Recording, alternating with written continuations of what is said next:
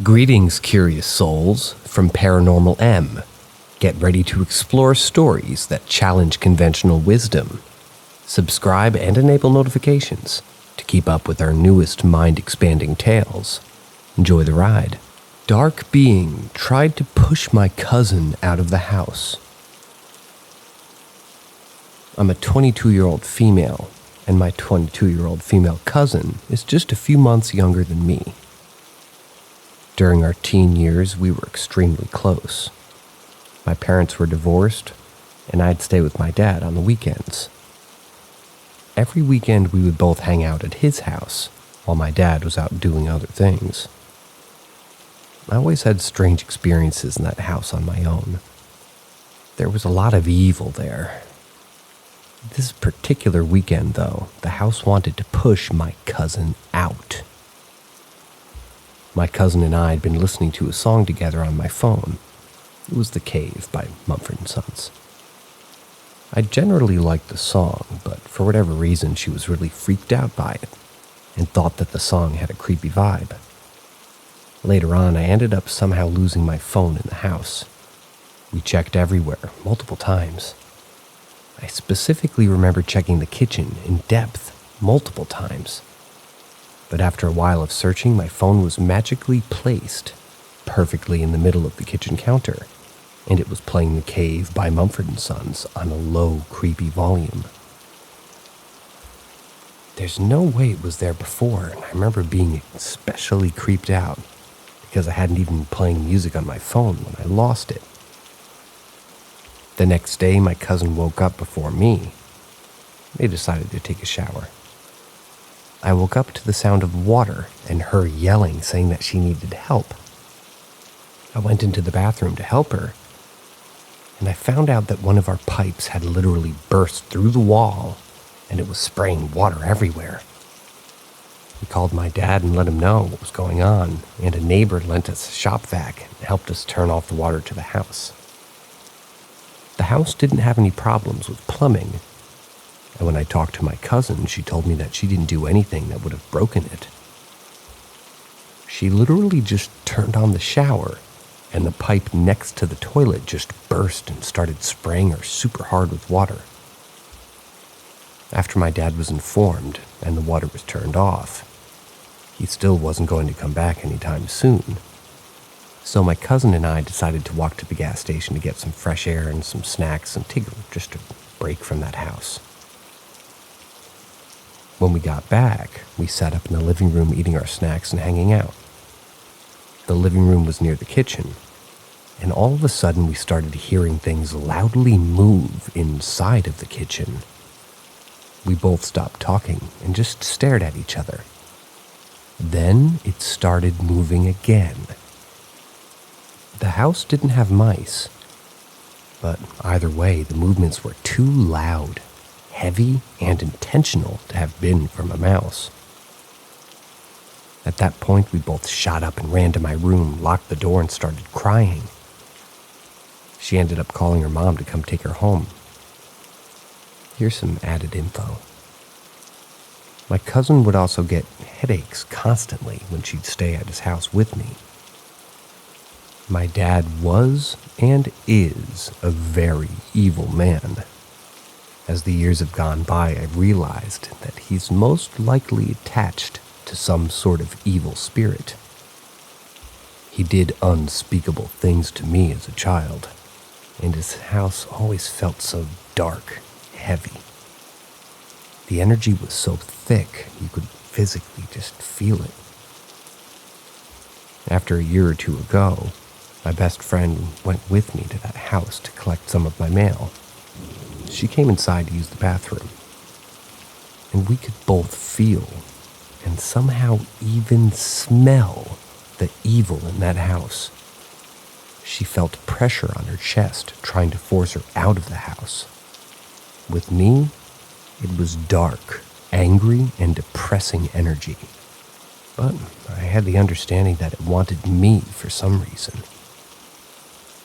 I think that the house tried to push away the people that have helped me in my life so that it could keep me there. My dad wasn't there when we went to go get mail, but after we left, my dad saw that I had been there. He kept trying to harass me to come back, and a whole slew of dark things started happening to me after that. Yet, I've now gained the strength to cut him off completely, and haven't been back to the house since.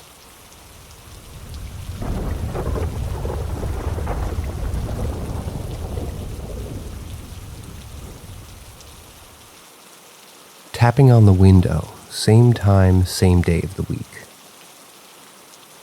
Last week to the date, my fiance and I heard 3 loud tapping noises in our window, which is far too high for anyone to reach. We investigated and found nothing. However, the very next day, my fiance ended up being septic from kidney stones and had to have emergency surgery. Well, once again tonight, right at dusk, 8 p.m. Eastern Standard Time, I was asleep and I dreamed I'd heard knocks, but not as loud and more erratic. Upon awakening, I asked my fiance if he had heard any more tapping.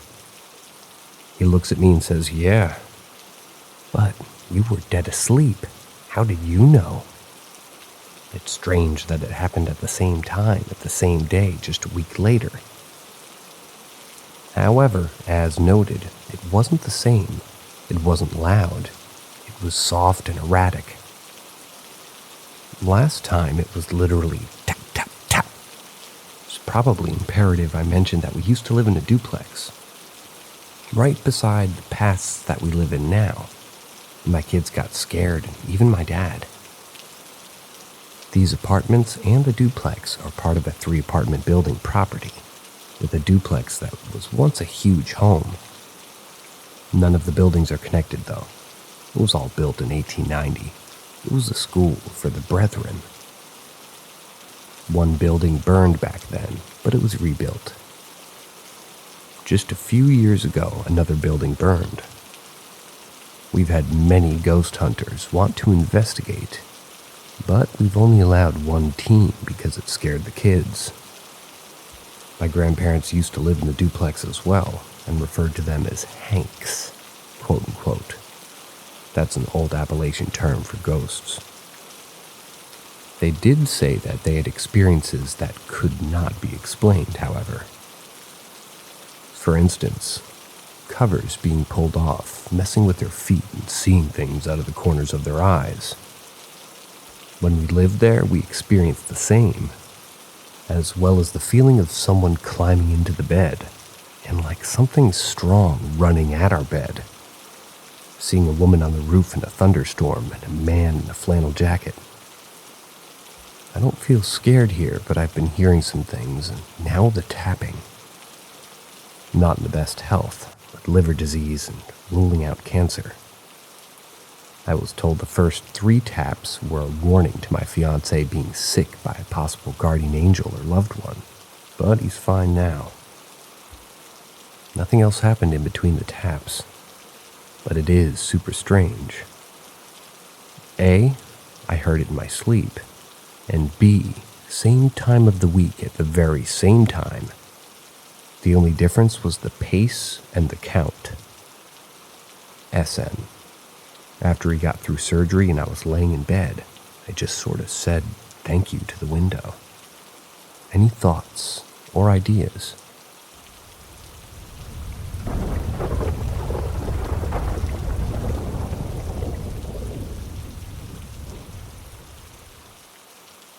The former tenants never left. So to start off, the beginning is retold from my best friend. We met in college, and I'd recently found out that she was moving to my home state. Her family had negative and positive spirits around her whole life, so experiences at her new house weren't a shock. Her former almost stepfather had a rocky past, and the spirits in the house made it very clear that they did not like the negative energy that he brought into it. They were constantly restless, even chasing said almost stepfather out of the house to sleep in the car, which is pretty bad, I guess. The cabinets were being thrown open, and that's what changed the tables.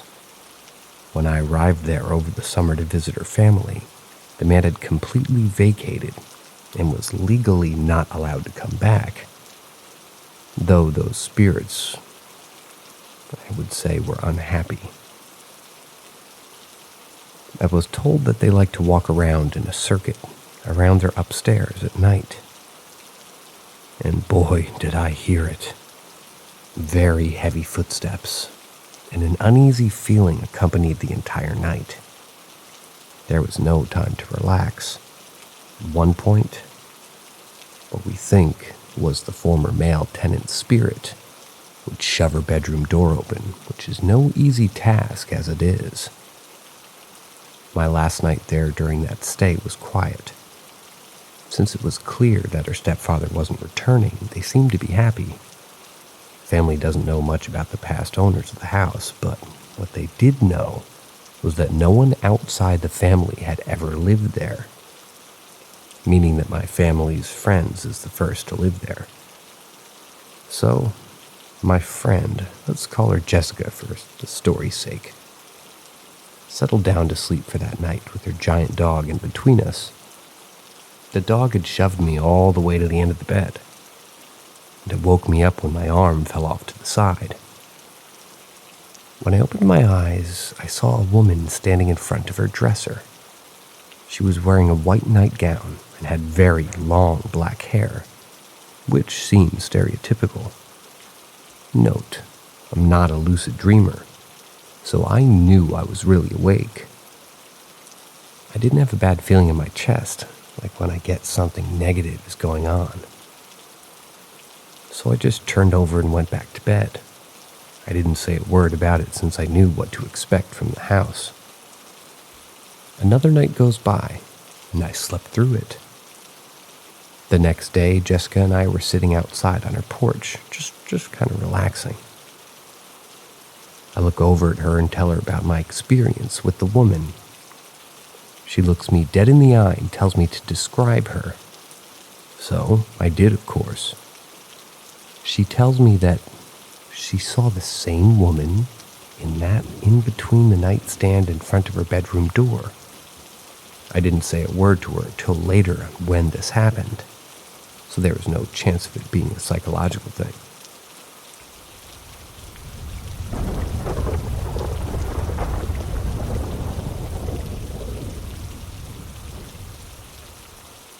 I might have left summer camp, but I don't think it ever left me.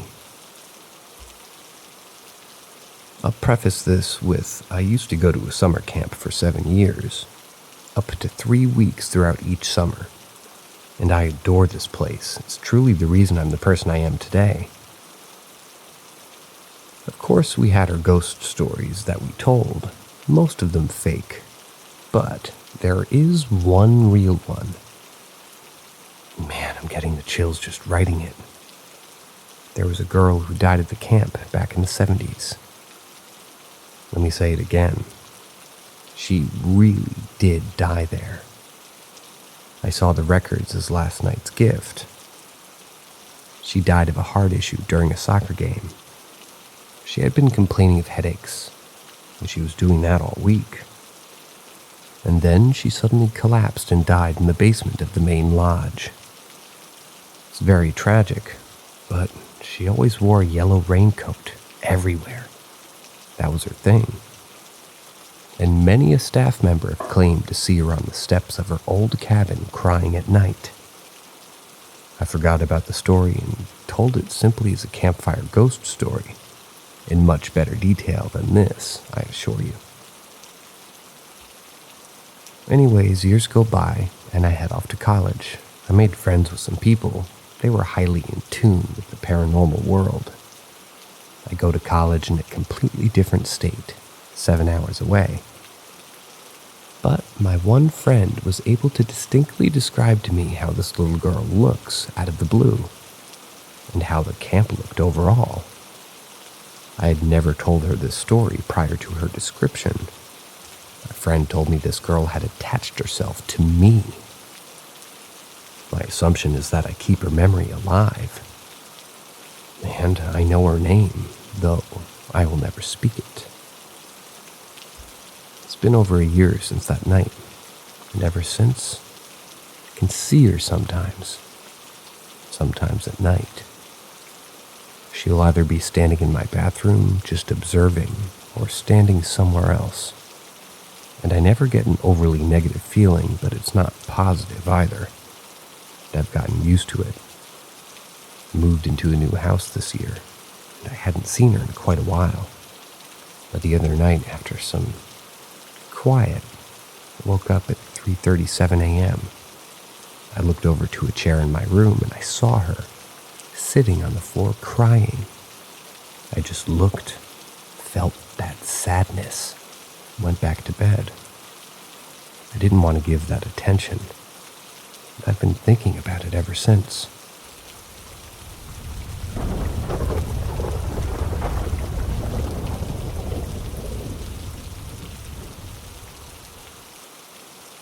This happened last night. 3 knocks.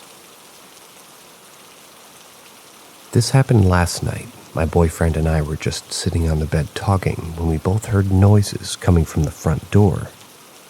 We just brushed it off, thinking, okay, whatever. Then 5 minutes later, 3 more knocks on the bedroom door. At first, I thought it was my sister and yelled out to her and said, "Jess, is that you?" No answer. Then when I started to feel off and noticed what time it was about 3:15 a.m., which some refer to 3 a.m. as the devil's hour or the unholy hour. I messaged my sister and asked her if she replied. So she replied with a photo of her in bed saying, "I'm about to pass out, I'm so tired." It wasn't me, I swear, you're freaking me out. After that, I heard a dog howl and the knocks came again. 3, just like the first time. Felt very uneasy. Now, because of my beliefs, I instantly thought it's 3 a.m. and I have 3 knocks at my door. This is not okay. It's the devil's hour. What the fuck is going on? My boyfriend opened the door and there was no one there. My parents were snoring and everything.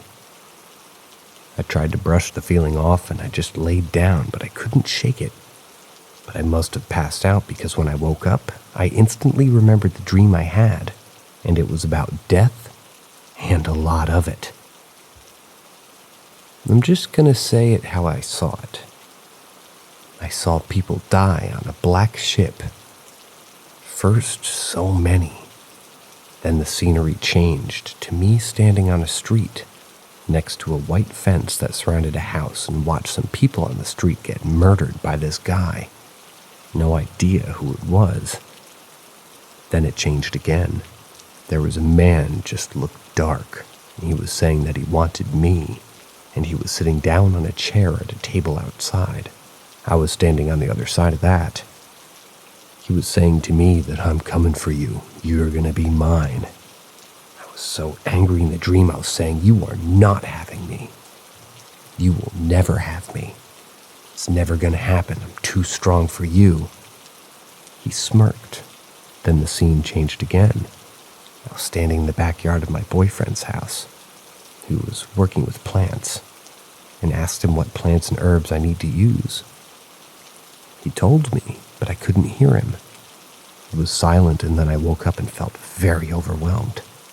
I just kind of laid there trying to take it all in, like, what the fuck?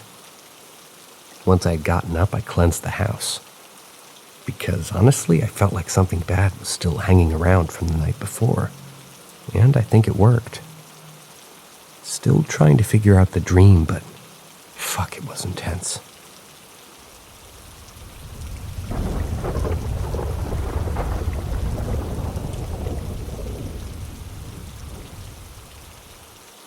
St. Thomas Church.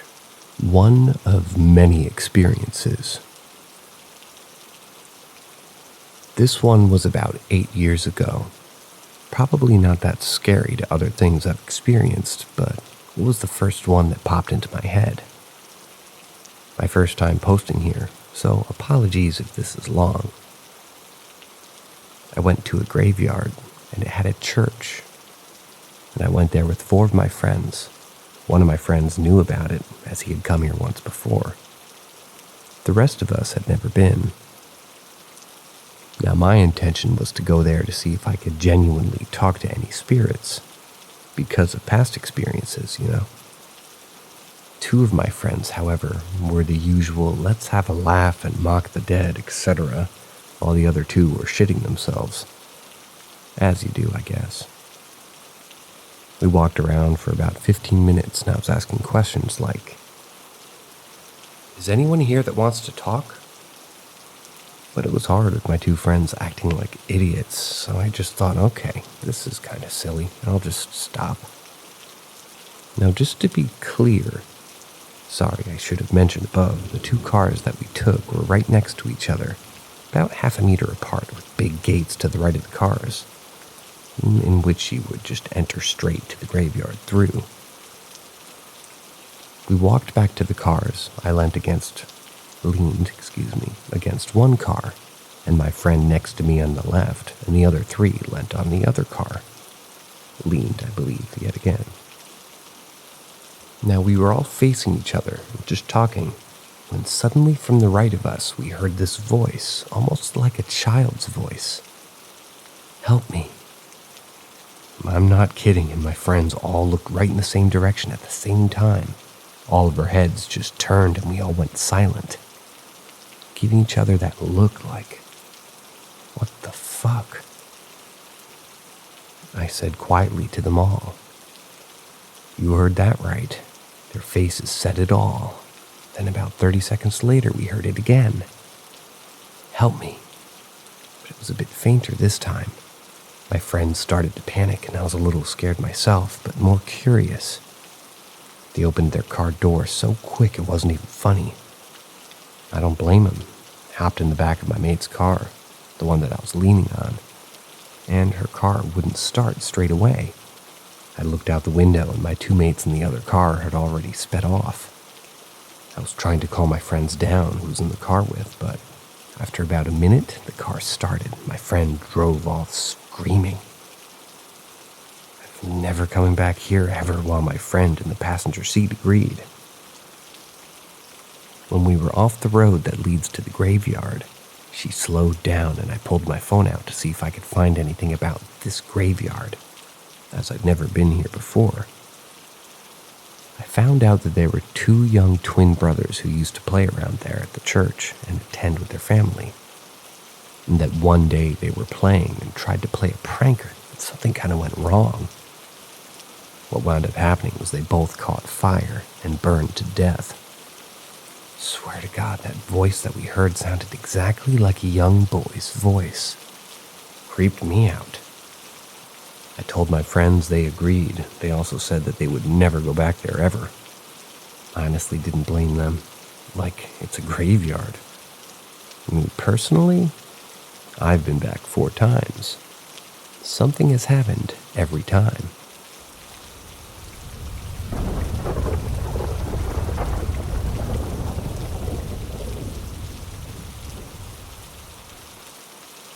My doppelganger story. This happened more than 13 years ago in my old childhood home. This is just the first of 3 incidents that occurred when I was a kid in the late teens. This happened to my brother, so for context, my house was very much haunted and weird stuff happened all the time. I could go on, but that's for another time. Me and my brother shared one room, and our parents' room was right next to ours. There was a long hallway in front of our room that led to the kitchen. The hallway took a sharp right, and you'd end up in the kitchen. Even during daytime, this hallway was dark and dimly lit, but the kitchen had windows and was usually bright, during the daytime. On this particular day, me and my brother were just chilling in our room. I was on my bed reading a book, and my brother was on the PC. After a while, he left the room and went to the kitchen for a glass of water. He came back with a concerned look on his face. He asked me if I had been in the kitchen when he was there. I said no. I was just in the room reading my book. What he told me next still gives me chills. According to him, he opened the fridge to grab a snack, and when he looked up, he saw me standing at the kitchen doorway. He called out my name. I didn't respond and just stared at him with a blank expression on my face. He thought I was just trying to mess with him, so he chuckled to himself and told me to cut it out. But I still didn't respond, and now I had this weird grin on my face. So he just started walking up to me, and I started running from the hallway towards my room. When he walked out of the kitchen to catch up with me, I was gone. He thought it was weird, but just assumed that I ran into the room. He asked me repeatedly because he genuinely thought I was messing with him. I reassured him that I was not in the kitchen at that time. We were both freaked out and just felt weird the entire day. We decided never to talk about it again. I blocked this out of my memory, and reading the stuff here reminded me of this incident. So I thought I'd mention it to you guys.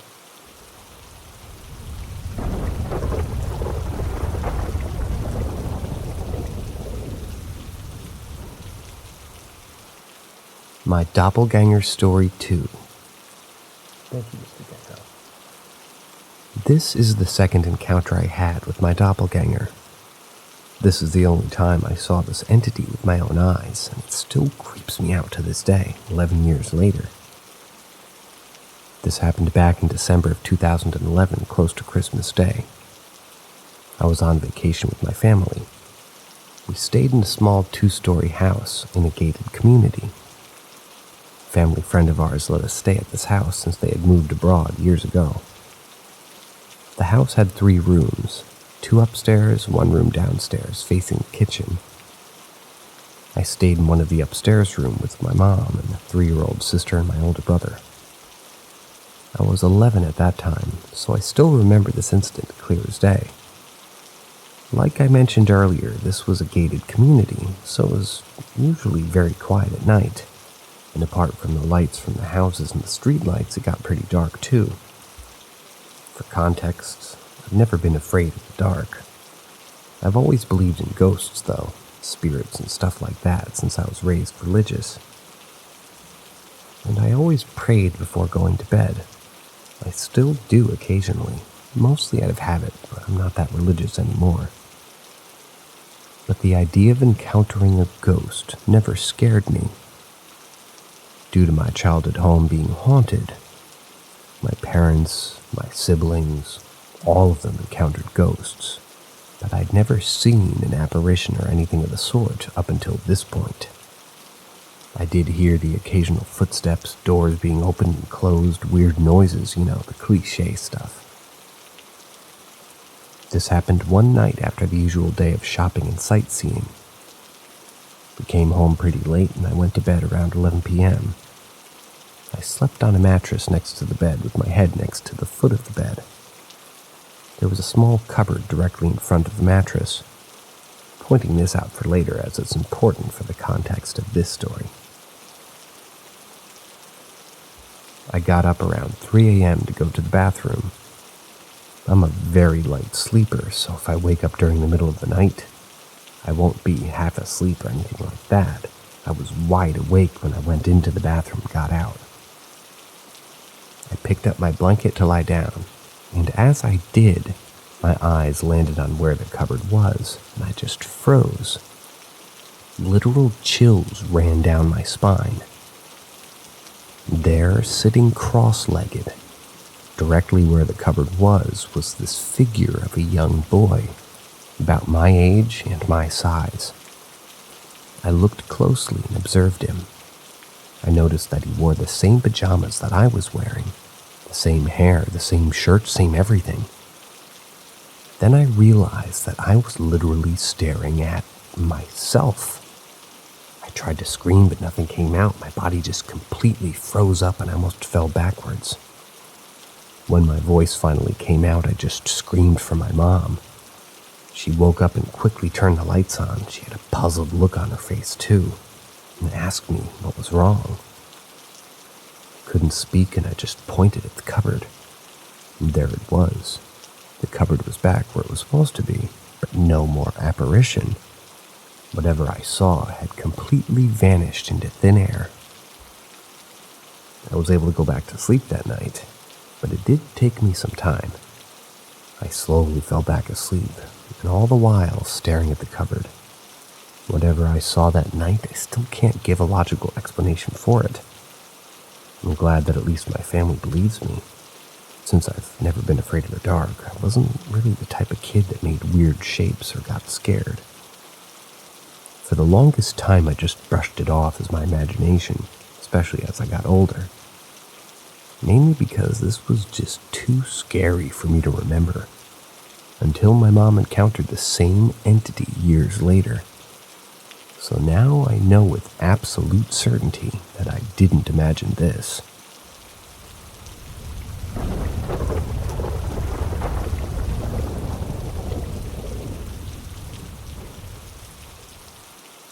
It began with death. Going into my senior year, we lost a fellow student in a car accident. Pretty intense situation. I knew the girl named Taylor and had seen her in the hall only a few weeks before I said hi. We were never great friends, but we had few mutual ones and had spoken recently on chat about the guy we both knew named Eric, who was a few years older than us. After Taylor passed away so tragically, a lot of hurt was just seeping into our community. The mutual friend was devastated at the news. He became pretty important to the story, so remember him. So we met up with her family for the first time after her death. Taylor came to me in a dream that night. I was looking at her from across desks, and we never had a class together. I said, "Taylor, why are you here? You shouldn't be here." In my dream, my friend Jade turned around and said, "Who are you talking to?" Taylor disappeared before I could point out that she was clearly there. All of a sudden, this local graveyard beneath this tree on a hill with her. She just kept repeating in sobs, "I'm so scared, I'm so cold, I don't know why I'm here, help me, I want my mom, I want to go home." All I could do was try to get the words just to comfort her or something, but nothing came of it, and I woke up. There was a service a few weeks later. The majority of our school attended. She was driven away in a hearse, and her family behind for a private burial in the local cemetery. I caught up with her friend Eric at the service, and he said that they picked up the most beautiful spot for her, on a hill, under a tree. I had no way of knowing that, and I had dreamt of Taylor a few weeks prior to it. To this day, it seemed so real when she came to me in my dream, that she was really crying out for help, one of the few people that may have been able to hear her.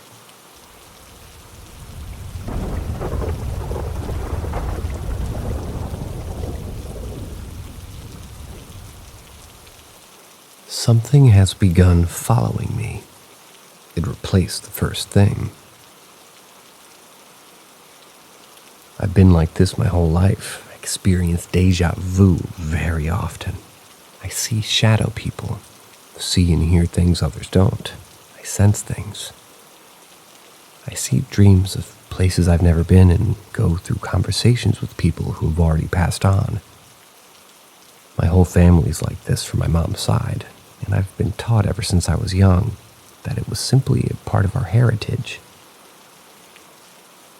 Even with all that, these things can still be explained.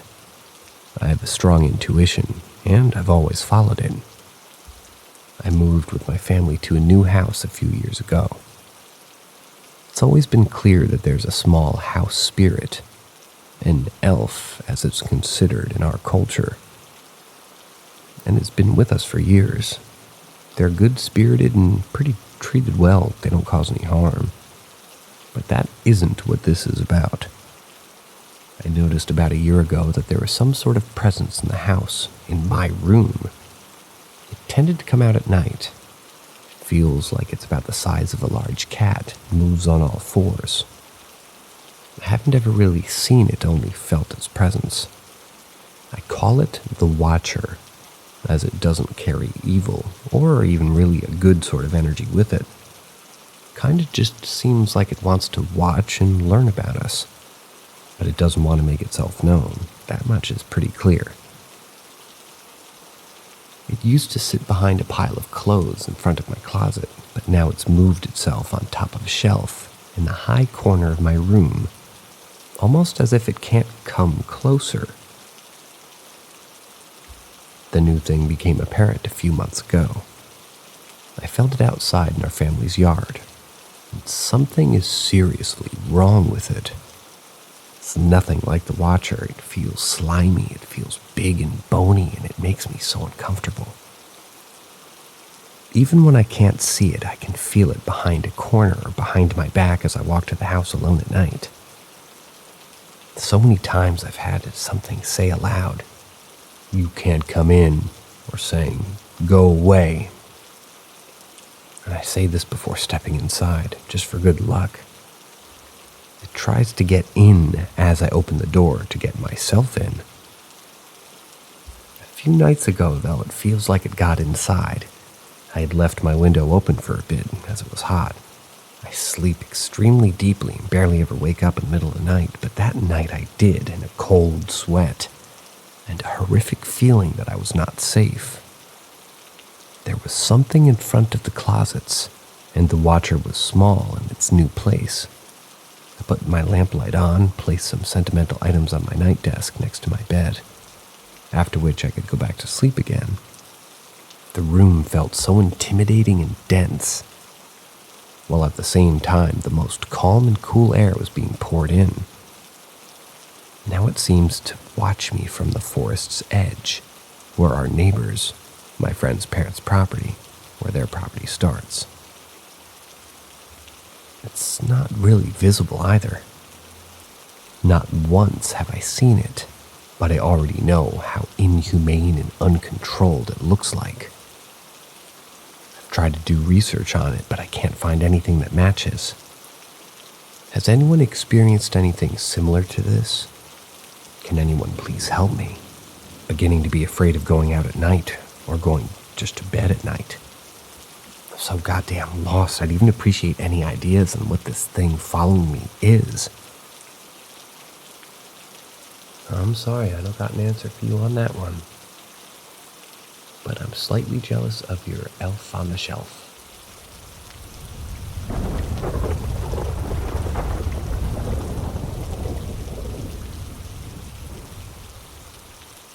I was possessed several times throughout my childhood. I grew up in an unbelievably haunted house. My mother, my brother, and I are all very sensitive to spirits. But that was hardly relevant when it came to this house. Everyone saw and heard things. I have endless stories of encounters that we had there, but in this post, I just want to focus on the hard evidence that I was possessed many times as a child. There was a period of time when I was around the ages of 7 to 9, where I would fall asleep in my bed, in my room, which was on the second floor of the house, and then wake up on the couch in the living room on the first floor of the house. The first time it happened, I thought my parents had moved me down there for some unknown reason, but they were just as confused as I was. You would think that sleepwalking might explain this occurrence away, but there's a problem with that theory.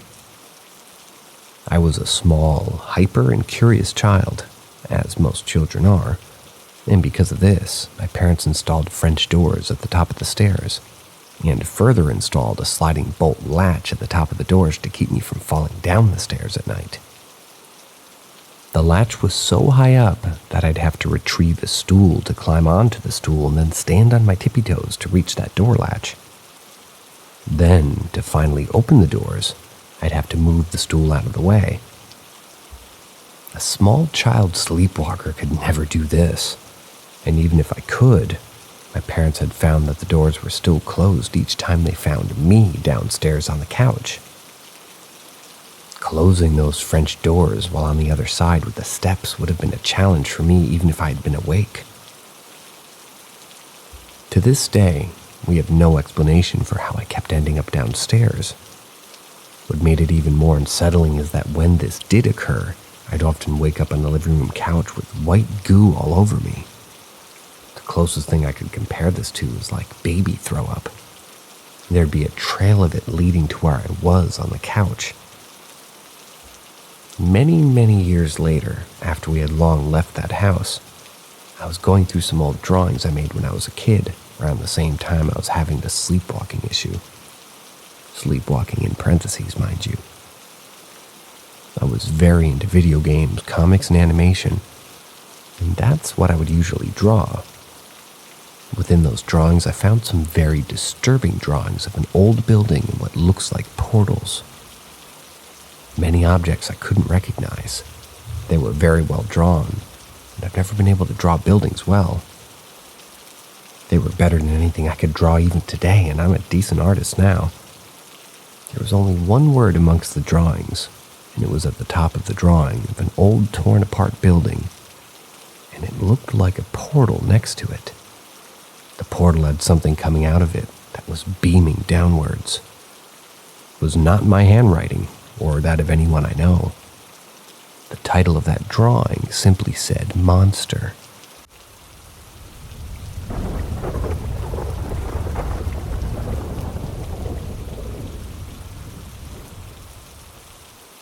Haunted tenement built after World War II in Warsaw. Since my last post blew up, I thought that I can share with you some of my friends' stories. Not from my apartment building, but they're interesting. So I had a friend that lived in an old tenement in Warsaw. If you ever heard about Polish history, especially I'm talking about World War II, you should know that Warsaw was practically one big debris. 700,000 inhabitants of Warsaw passed away during World War II. When the war ended and Warsaw was rebuilt, they didn't have any money for any of the materials. The city was completely destroyed and needed to be rebuilt as soon as possible. So what they often did is that they would be using old debris from destroyed buildings. But because they had to do it so fast, they didn't have time to separate human remains from debris. So they grinded bricks and human remains and used it as a component to make constructions. Back to the story. My friend lived in that type of tenement. The apartment had one bedroom, a living room, a kitchen, a bathroom, and a small hall. She shared with me 3 stories. First one. My friend shared a bedroom with her brother, and they had bunk beds, a pretty old, heavy closet, which one of its doors was blocked with a pretty heavy desk. One night when she was sleeping alone, she woke up around 1 or 2 a.m. and heard a weird noise, as if someone was moving this heavy desk around the room. She was a teenager at the time, and this sound scared the shit out of her, so she decided to cover just with her duvet and try not to make any noise. She was shivering and the sound won't stop. Eventually, she fell asleep, and when she woke up in the morning, she saw that the desk was moved to the center of her room, and the doors to a closet were wide open. That night, she slept alone in her apartment. Here's the second story. One night when everyone was home, she lived with her brother and her mom. Her mom, who was sleeping in the living room, woke up in the middle of the night because she heard as if one of them was calling her. She opened her eyes, took a look around the room, and everything seemed fine. So she rolled back, and then she heard as if someone was whispering to her ear, "Mom, Mom, please help me, Mom, please." So she jumped out of bed and ran straight to the bedroom. When she opened the door, both of them were heavily asleep. Her mom told her this story many years later. Story 3. When my friend was completely grown up and moved from her house, her brother developed a bedroom for himself and chose to sleep at the bottom of the bunk bed. At the top, he stored books and other heavy stuff. Everything was fine till one day. Her brother was home alone and chilling at the bed when suddenly he heard a doorbell ring, so he got up and went to answer the door. He peeked through the peephole, but there was no one standing at the corridor and the light was off. As he was standing in the hall, about to head back to his room, he heard a loud sound coming from the bedroom. When he came back to the top of the bunk, it was collapsed into the bottom, and the bell ring wouldn't have rung. He wouldn't have been alive.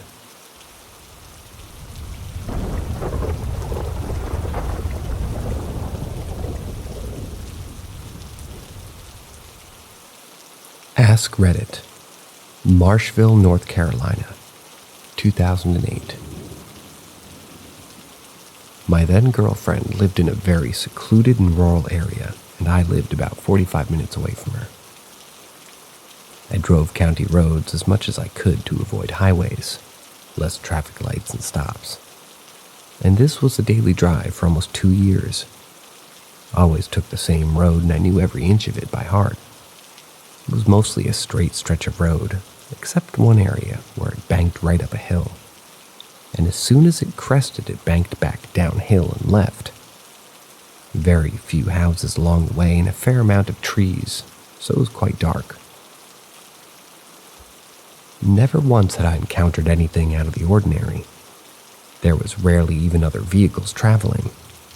The most signs of life I ever saw was an occasional deer in the distance. However, one late summer evening I was headed home around 2 a.m., cruising around 40 miles an hour down the same road. Got up to the hill, made the first bank at the top, and as I turned into the down bank, I saw it, a humanoid shape cloaked in shadows. No discerning features, and oddly, my headlights barely illuminated it. This thing was just floating there, resembling how ink spreads through water. This was all I could make out before I realized that I wouldn't be able to stop in time to avoid it. I white-knuckled and squinted my eyes as I had no idea what I was about to mow down. At that moment, my bumper would have collided with solid matter. The black mass dissipated away. Yet, I felt an ice-cold rush through the center of my car. My dash lights failed, but the throttle jerked in a sudden burst of acceleration. I didn't bother even glancing in the rearview mirror. I was frozen in disbelief of what I had just encountered. The dash lights flickered back on, and I took the first available turn. Sped away toward the brights of the highway. Went to a gas station, went in the parking lot, pulled up under the pump overhang there, basking in the warm fluorescent glow and trying to slow down my heart rate. I immediately called my girlfriend to tell her what had happened, but didn't get an answer. I was relieved at first, thinking maybe my imagination had just pulled one over on me, and I didn't see anything at all. Saved me from sounding like a raving lunatic to her, so I went to the gas station and bought some smokes, convincing myself that the dark really does play tricks. I wrote it off as maybe just something wrong with the car, maybe it was aged or flawed. But as I made my way back outside, my fears began to rekindle. From a distance, I noticed something on the front bumper, and as I got closer, I realized it was on the hood as well. It looked like frost, a white strip of white frost across the center of the hood, grille, and bumper. Mind you, it was 78 Fahrenheit outside, which is pretty warm. There's no way it could be frost. Against my better judgment, I reached out to touch it. It was definitely cold, but more odd is that it was slimy. It melted into a goo-like substance as I felt it and stuck to my fingertips as I pulled my hand away. I just stood there for a few minutes and watched as it melted, congealed, and slowly dripped down and off the car. I have no idea what any of it was, and for a long time I told myself that it didn't even happen. Kept it to myself and made up weird excuses to my girl and friends why I wouldn't drive that road anymore after midnight. A few years went by until one night I was drinking with a close friend and decided to spill the whole story. He explained to me that him and his family had lived in the area for years, and while I experienced, what I experienced anyway, was shocking, it didn't surprise him in the least. He told me his parents and grandparents had shared similar stories, and they always just said, "Old Scratch was out tonight."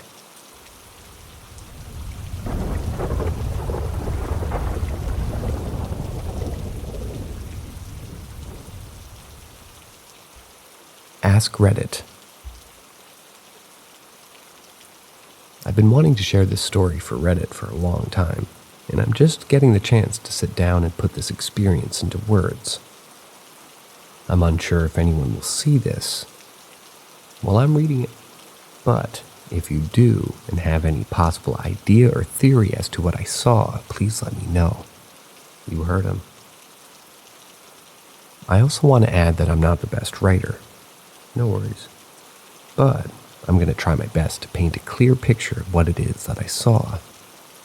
This experience is 100% true, and it's the most frightening event to ever happen to me. Mostly because I've yet to think of a realistic explanation. I live in upstate New York, and my family owns 10 acres of land surrounded by field and woods. I've always had experiences growing up in this house. Maybe more stories to come, but anyway.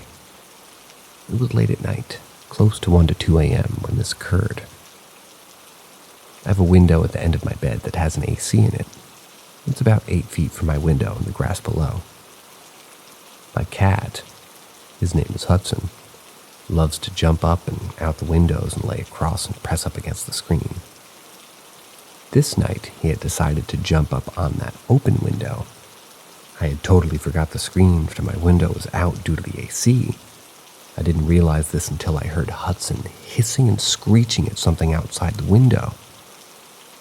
I assumed it was some sort of animal, maybe a raccoon, tried to call him in. Suddenly, he had fallen out the window and started screeching.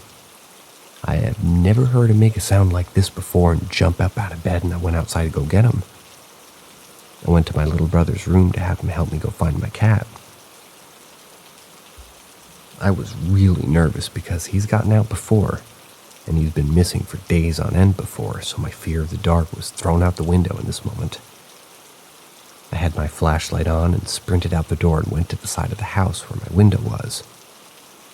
I made the turn and shined my flashlight on the area. What I saw was not my cat, but a 7 to 8 foot long figure trying to scale the walls of my house and reach into my open window. One of the creature's back legs were pressed against the house, while the front legs had a hold on my windowsill. The creature noticed my flashlight and looked in my direction.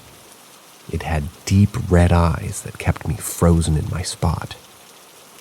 The creature stared me straight in the eyes and proceeded to let go of the house and move toward the field on the side. But it didn't go on all fours.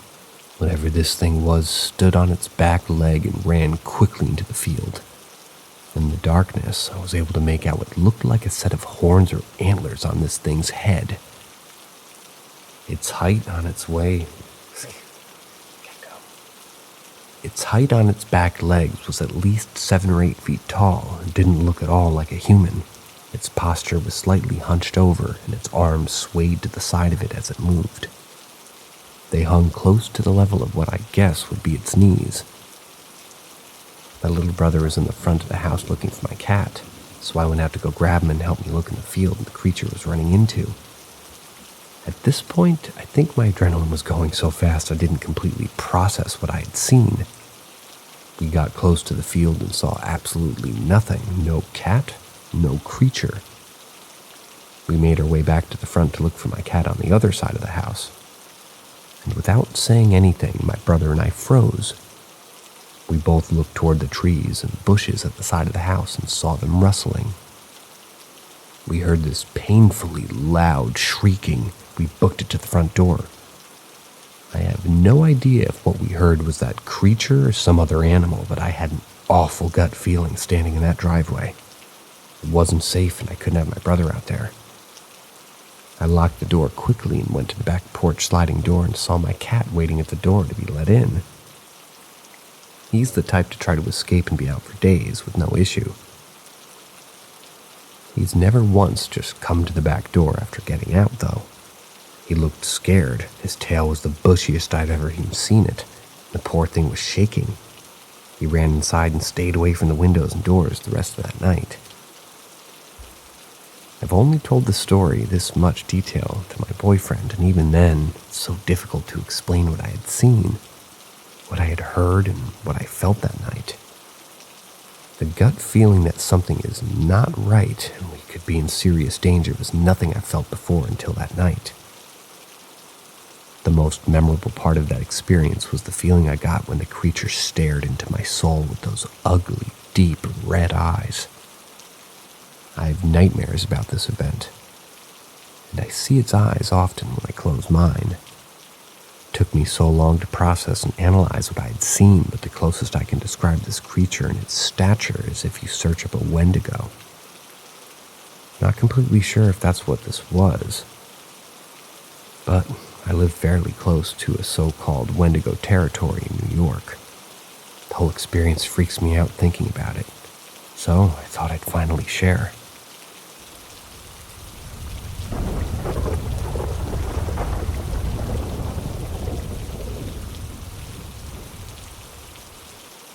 What happened to me? I've always had some sense of paranormal around me.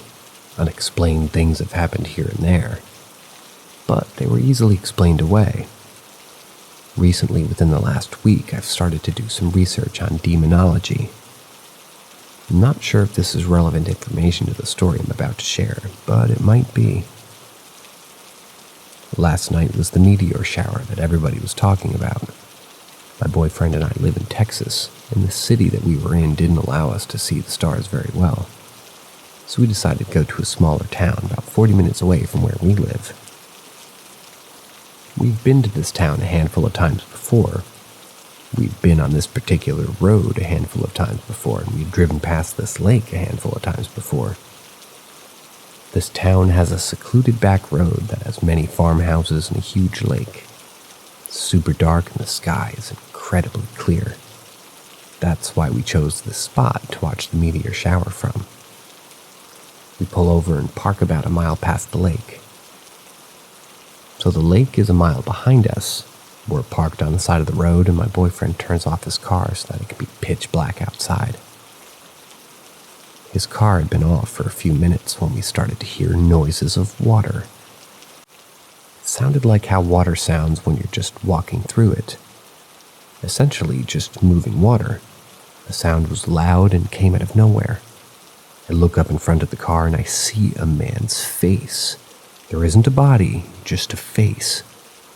Now, this isn't too unusual for me. I've seen faces like this before, but it's never been accompanied by any sounds.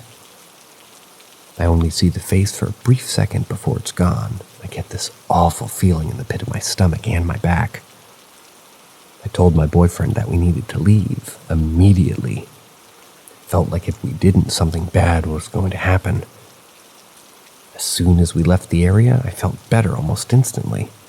I'm not sure why I did the next part, but I looked up on the news for the area that we were in. A man drowned in the lake 5 days ago. Naturally, I get creeped out. I've always had suspicions of the paranormal being around me, but never like this. Like I previously mentioned, I've also started researching demonology.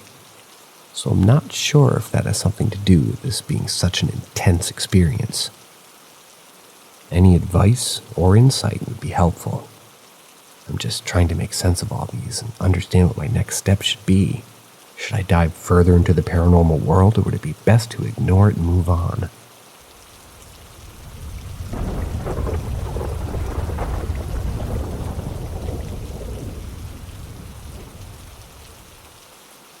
Not sure if paranormal or dream. 2 months ago, a friend committed suicide. It was very sudden. He didn't talk to anybody or leave a note or anything. Took everybody by surprise. Our friend group has been dealing with the aftermath of this ever since, and they were predictably a lot of emotions from everybody. We've just been getting through the best we can. About 2 weeks ago, I had a dream. In this dream, I was sitting at a table across from my friend. There was a lamp on the table, so we had it light, but the area around the table was completely pitch black dark. He asked me how his fiancée and his son were doing. I told him that they were doing well, considering. He told me that he was sorry and that he knew that he'd made the wrong choice, but felt like the only one in that moment. He asked if we forgave him. I told him we did. I asked him if he could still see us, interact with us, and he said no, because the rules are different where he is. I asked where he was. He said that he's not in a bad place. But that's really all he could tell me about it, because again, the rules. I said, okay. We just kind of sat there for a while not saying anything, and then he said, well, it's almost time. I asked what he meant, and he just smiled all goofy at me and then turned the lamp off, and I woke up. I have a theory that the last part was him messing with me, because the night that he died, I said out loud, "You'd better be waiting for me when I go," and it would very much be in character for him to mess with me a bit. Again, I don't know if this was a visitation or a dream, but several other people in our circle have had similar dreams since his death.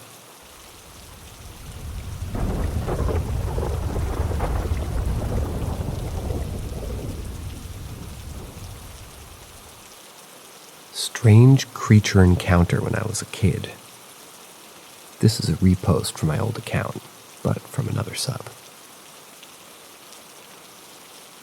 I still live in the same house this occurred at. I'm now 26. I still have occasional nightmares about this encounter, as well as other strange and quite frankly terrifying nightmares in general, as well as bouts of sleep paralysis. I've had those all my life, though. I gave up my room around 2 years ago so my nieces could have their own separate rooms, and I began sleeping on a couch in the living room, right in front of the sliding glass door I speak about in this post. And due to the beginning of having night terrors, sleepwalking episodes where I end up outside, and loss of sleep due to the feeling of being watched from outside the house and inside, which both dogs and all 5 cats have had done things to make me think that there's something in my house. As of 4 months ago, I started to sleep on the floor in my mother's room. I told everyone it was due to her health and he wanted to keep an eye on her. And the puppy that I got was just keeping her up at night. And it's partly true, but ever since I made this transition, the nightmares are less and I haven't had the feeling of being watched. Except for one time, when I first started sleeping in here, but it went away and hasn't come back. This is also not my only paranormal encounter at this house. Or ever. And if anyone's interested in any of my other experiences, let me know or PM me. I'm glad to share. Thanks so much love to everybody in advance. Your boy Nuke. Hello all, this is something I encountered when I was about 9 years old in late 2005, early 2006. So my memory's a little fuzzy on it. We moved into this modular home. Think a trailer, but on an actual brick foundation. It was in the rural area of Virginia in the summer of 2004. It was me, my mom, my dad, my older sister, her husband, and their child and my niece. I stayed home alone a lot after school and on weekends due to everybody having work and my niece going to the babysitter's house. It was never that big of a deal because my grandma lived right across the driveway. And we lived down a long gravel driveway that was off the main road. I can't remember exactly when this occurred, but it was after my dad died in April of 2005. I was home alone after school one day watching The Weekenders on Toon Disney with my little Pekingese poodle mix Clyde in my lap while eating some pizza rolls. Sounds good. All of a sudden, our huge, and when I say huge, this dog had no business being as big as he was considering what breed he was mixed with, a golden lab and boxer mix, Rudy, that we had chained in the backyard, started to bark. Not as usual, "Hey, I'm out of food and water," or "Squirrel!" bark. But it was violent and a scary bark.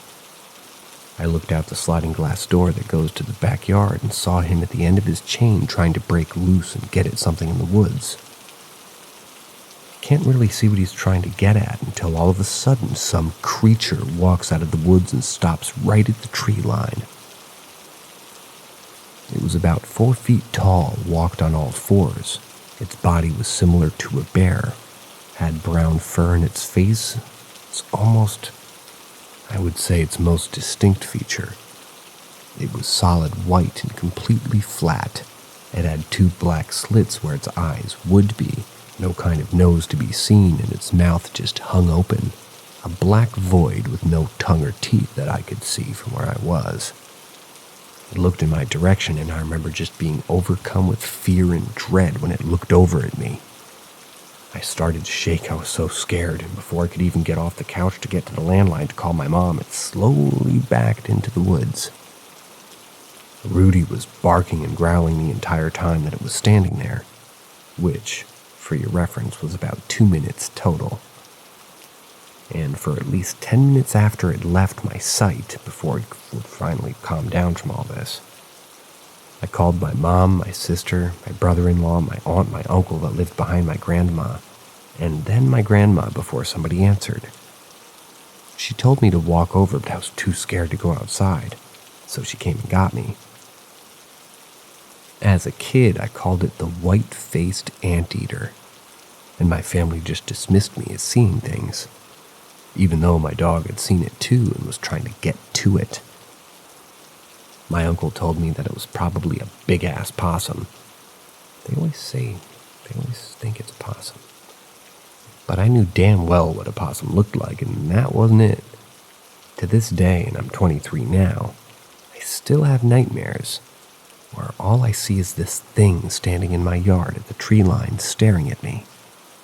I always wake up screaming and sweating. My girlfriend has to console me.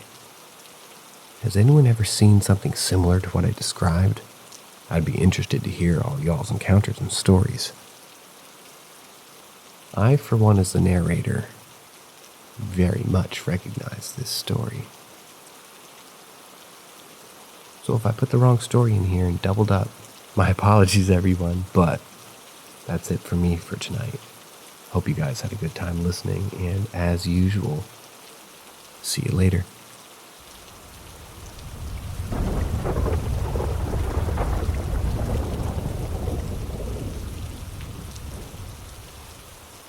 Good evening, and welcome back to Paranormal M. Thanks to you, we bring you first-hand testimonials of paranormal encounters, right from the source. Join me as we work our way through 17 unique stories. Enjoy the ride. We took in a child spirit. When my daughter was 2.5 years old, I noticed she was getting more creative with her imagination. She would talk to people who weren't there, and she would play games through the house, as if there were another child. But we didn't always have kids around, so I was fine with her having an imaginary friend. One night I had her in the bath. She was very focused on the bathroom door. She was waving and motioning towards herself as if she were asking someone to come into the bathroom. I asked her why she was doing this. She told me her friend wouldn't come in. She wanted him to take a bath. I asked her why, and she said that he was always really dirty. I asked her who this little boy was. She told me that she didn't know his name, but he lives here too, and he says where he sleeps it's cold and wet and he hates it. I told her, well, it's okay. Maybe he'll take a bath later. I got her out of the shower, put her in her jammies. She immediately went to the living room couch and opened a Sesame Street book and started telling her invisible friend all about Big Bird, Bert, and Ernie. Her dad shrugged this off, but it made me wonder where she came up with all that. I told my mother-in-law about what had happened. That was at bath time. And she made a call to the person that we were renting our home from. She was a family friend. and they told me that it would make a lot of sense if she was communicating with the ghost of a little boy who had passed away on the property back in the early days, like way back when. She told me that some papers from possibly a journal had been recovered from that land, and it was written in them that a boy who lived on that land had fallen ill and died unexpectedly. Apparently, this was from unknown reasons. Put the boy in a well, and she knew this to be true because human bones had been recovered from this well some 20 years prior. She told me this was all documented and found true to the best of her knowledge. I've always been an empath of sorts, and I knew to look into this because of my daughter, although she's very charismatic to those she knows, definitely not an extrovert, and she's never put herself out there. So pretending to be super sweet to an imaginary friend was weird to me in a way. For the next few weeks, we were experiencing weird things. Like one day I was spring cleaning and took a mirror off my bedroom wall to put into another wall, and for the time being I washed it with Windex and covered it with a blanket, facing it towards the living room wall to get it out of my way before I put it back up. At this time, the neighbors were helping us rearrange the house, and their son was playing with my daughter in the living room. I hear an ear-shattering scream and run in to see my child bleeding from her hand and the neighbor's son holding a huge pair of fabric scissors. And I knew these scissors were put away in the computer desk.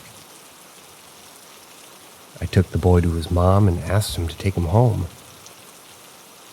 She asked him where the scissors came from, and he said the other boy told him where they were. When I went back and picked this mirror up and uncovered it, there was a little footprint in the bottom left corner of the mirror. I compared my daughter's foot and the neighbor kid's foot to the print, and it just wasn't the right size from either kid. So from what I could tell, and the mirror never got moved by anyone else, I would try to wash that footprint off several times after that, and it never came off. Other things happened as well, like I would hear her playing in her room and I could swear that I heard someone talking or laughing with her. But when I would go to the room to check, it stopped. Things would go missing for a few days and then appear right when I knew they were originally, where they were originally. My animals wouldn't go to the upper level of my house and sometimes wouldn't even go near my daughter's room, although she's never hurt a living thing.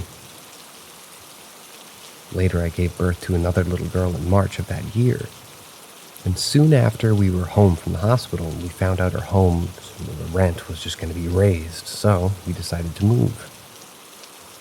We had a friend who rented her mobile home out to us, and we lived there for a few months where we had some more activity. My younger daughter was just an infant, and I had her bassinet put up in between my side of the bed and the wall in my room. We had sweet three-legged pitty named Sammy, who attached himself to E, that's one of my daughters, the younger one, and slept on the foot of our bed to guard her bassinet while she slept. I also always slept with my hand on the bassinet, so I could feel her if she started to wake up or if she stopped breathing. For several nights in a row, I would wake up to the bassinet rocking up and down along the side of my bed. This shook me at first, but I realized fairly quickly that our little spirit was probably doing it. So I finally just asked him to stop and told him that, my daughter can get up when she gets up, and it stopped. It never happened again. A close high school friend came around a lot, and I had told her about the little boy. She didn't believe me. One day, my daughter's running around the house with her little pink princess ball, and she says, "Aunt, watch my friend." She tossed the ball down the hall, and for a few long minutes, nothing happened. But eventually, the ball started slowly rolling back towards her from my bedroom at the end of the hall. She was then freaked out, but thankfully, it didn't scare her enough to stop coming around. One day, we had a bad storm and our electricity went out. As we were waiting that day to have it come back on, we get a knock at the door, and it was a company electrician telling us that the power pole to our house had fallen. He said we could stay there for safety reasons, so I called my mom who lived close, and he gave me and the girls a ride over. My family stayed there until we were able to get an apartment a couple towns over. On that first night, everything changed for me when it came to this boy, and I learned my lesson about inviting things to follow my family. We were all sleeping in my mom's living room, and E and I were laying on the couch, and Anne was on a blow-up mattress with her dad on the floor. E was very riled up and wouldn't go to sleep. She was around 9 months old at that time, and she had pulled herself up over the arm of the couch to see into the hall.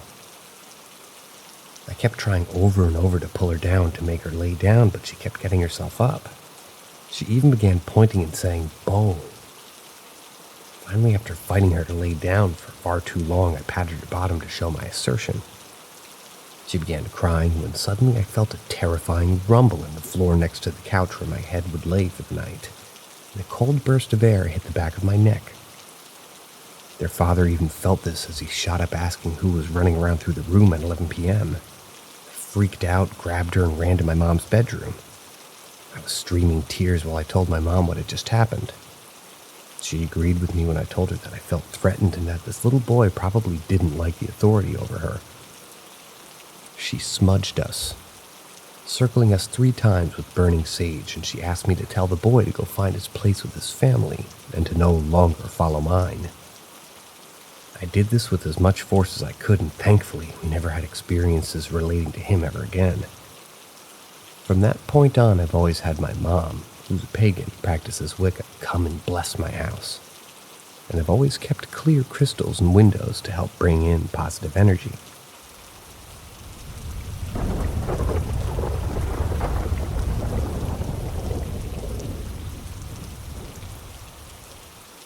Have you ever felt someone pass away? I was a CNA for 7 years, and for about 3 years and a few months, I worked for a wonderful nursing home. The owner was very personable and expected nothing but dignity and respect from her staff to her residents. She had a rule there that no resident should die alone and that they would never leave the facility unclean. We did death watch and post-mortem care. That kind of stuff is very personal, and while the owner was alive and well, she did almost all of the death watch herself. She would turn on the call light when the resident passed, and then the aides working the hall would stop what they were doing and give the deceased a bath, change their clothing and bed linen, and clean their mouth, trim nails, comb their hair, etc. She expected the best care, and I loved that about this place. I did a few post-mortems, and I didn't mind doing it. I hadn't done a death watch until our facility, the facility's owner couldn't sit with our residents anymore. I had been working there for about a year. One night I was working my hall with a partner, and thankfully we had more staff than usual because one of my regular residents was in the beginning stages of death, and she had been moved to the front of my hall. For most of the night we were instructed to do our rounds as usual, but to take turns before and after each round to keep her from getting any pressure wounds and perform oral care on her since she was now unable to eat or drink. Around 5 a.m., she began showing serious signs of a fast decline, and our charge nurse alerted us about it. She was going to call the resident's daughter to be with her. She lived about 45 minutes away, and until she showed up, I was to sit with her, death watch. I was fine with it, not expecting to actually see her pass, but only comforting her until her daughter arrived. So another aide took my place during get-ups while I pulled up a chair, and after turning for the last time, I held her hand and told her that I was there. She spoke throughout some of her process, just reliving some of her memories and the bits and pieces for the first 20 minutes or so. Then she went silent but still gripped my hand, and from time to time she would weep. I was doing okay until right at the 40-minute mark when I noticed that she let out a single cry. Her face changed into many different emotions all at once, from happy, giggly, sad, and excited. I rubbed her hand and she said her daughter's name. Told her it was okay. She's not in any pain and she can move on. I told her that her daughter would be here soon and she would understand if she couldn't wait. Suddenly it all stopped. Her grip loosened, her face relaxed, and she took her last breath. As she exhaled, I felt her leave. To put it simply, the second she passed away, I felt a pain in my chest and an emotion come over me that made me shake inside. It was almost like a jolt of adrenaline and fear and relief all mixed together. I turned on the call light and stepped out of the room, waiting for the nurse and watching her daughter turn the corner to approach me. The nurse walked in, and her daughter stopped in front of me asking if she had passed. I told her I thought that she had. The nurse came back out and confirmed the time of death. The daughter hugged me tightly and told me that she appreciated that I was there and I was able to comfort her and help her pass peacefully. I'm a hyper-emotional person, quite an empath, and it was very overwhelming for me. I cried all morning and ended up having to take a break before I could continue the end of my shift. I told my charge nurse what I felt, and she said that what I experienced isn't abnormal. I was just so overwhelmed that all I could do was cry. Now, years later, I feel pretty honored that I was able to be there for her in her last hour and that she didn't have to die alone. It helped me face my own fear of death and taught me that death is inevitable. It only made me love my job that much more. Although, if given the option, I would not do Death Watch again just for the fact that it's so emotionally taxing. I believe her spirit left her body and passed through mine.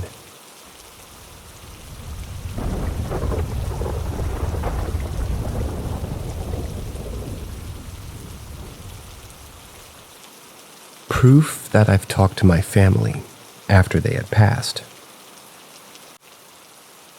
One day I was sitting with my grandmother. We were watching a TV show.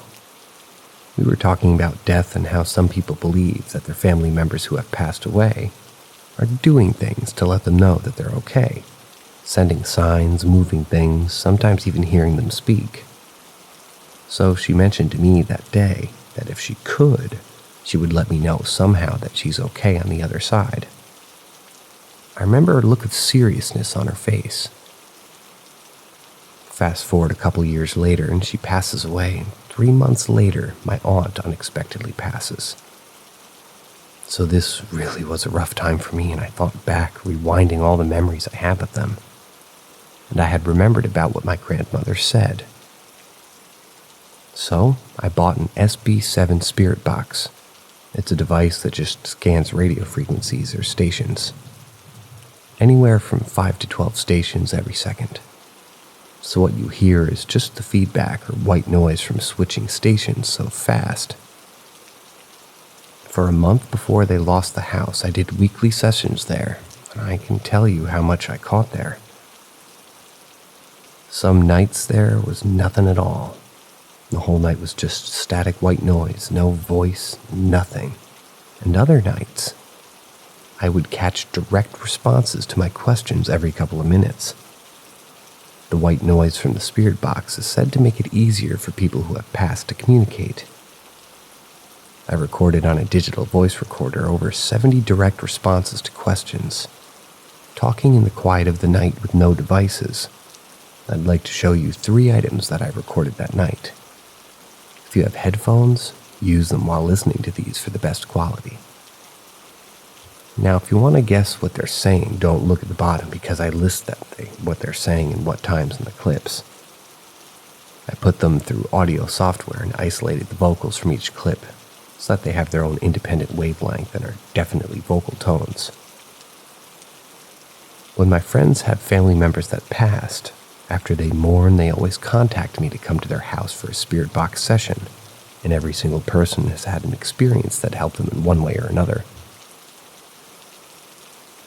The one with what I believe to be my grandmother, the first one you're going to hear, you'll hear me scream after I heard something come out of the spirit box. I screamed, and it was almost like the wind got knocked out of me because at that moment, I heard the voice and I felt the biggest bolt of electricity that went right from my arm holding the device throughout my whole body. It's a weird feeling. If it's ever happened to you, it's a very unique feeling, and I'll never forget it as long as I live. I also smelled white diamonds at the same exact time, which was perfume my grandmother wore. I'll never forget what she said either, because all of these things make very much sense within the context of what we asked and what we were talking about at the time. If you're a skeptic, this might change your mind. And if you're a believer that says it's a demon in disguise, I believe you to be wrong. And we can talk about that subject any day. I'm a Christian. I don't know how it works, but somehow I believe I talk to my loved ones who have passed. I heard them. And most importantly, I felt them, and even smelled them at the moment voices were coming through. It's like you know you're in the same room with someone who loves you, who's known you your whole life. At this moment, I felt that.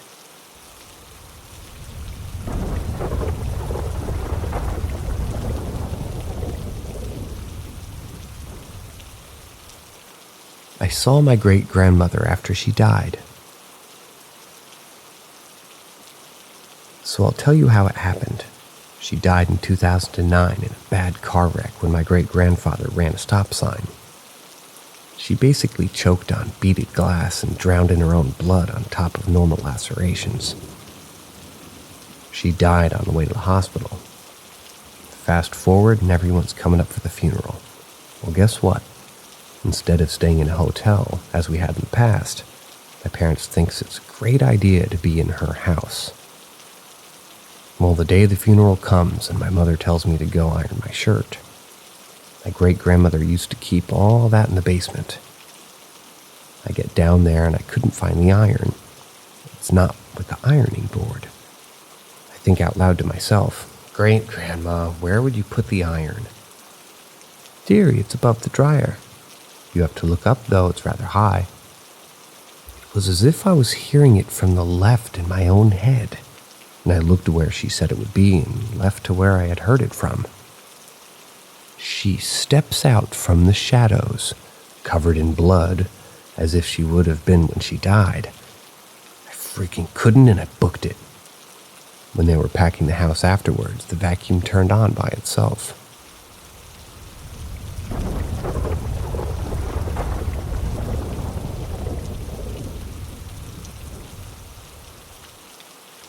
My ghost encounter at March AFB in Riverside County, California.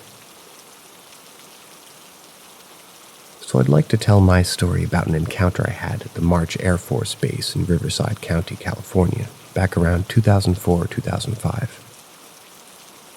So at that time period, I was in the 4th or 5th grade, and my sister was in the 7th or 8th grade.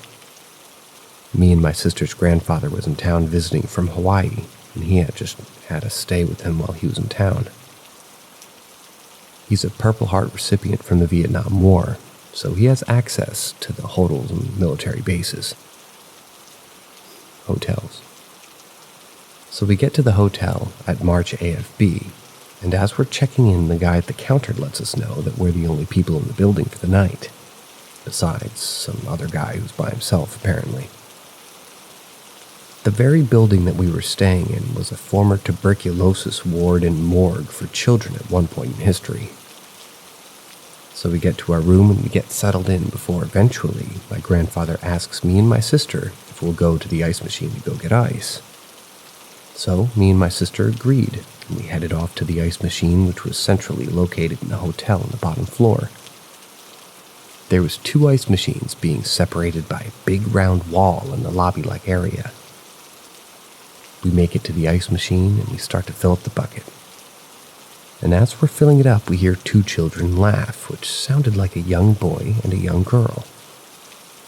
We figured maybe there was other people in the building, and the guy at the counter was wrong about us being the only ones in there, besides the one guy that he had mentioned.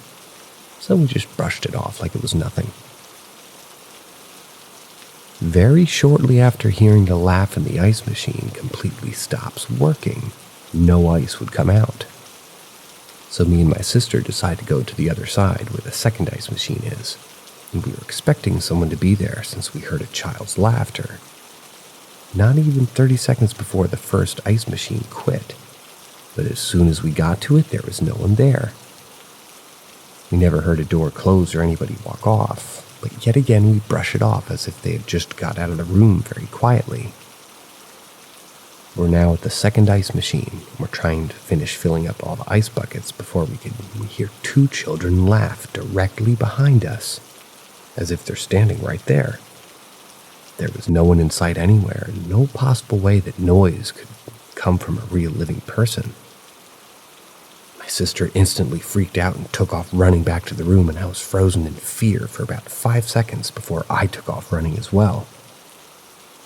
Once we got back to the room, my grandpa didn't believe her story. He was upset that we didn't fill the bucket up. So he went down to the ice machine himself and finished the job with no issues. Me and my sister would routinely recant the story throughout our life, and it would be our own little experience that no one would take seriously. That was until around 2015. The story started surfacing on the internet about people hearing children laughing and seeing apparitions of children at March AFB regularly. And maybe they would be able to validate our story. I'm an agnostic now, but this experience had me believing ghosts ever since it happened. And I wish I knew why it happens, but something does happen when you die. And it's not like before you were born. Ghosts are real, and I have no explanation for it, but it fascinates me to this day. And I almost wish I could experience it again.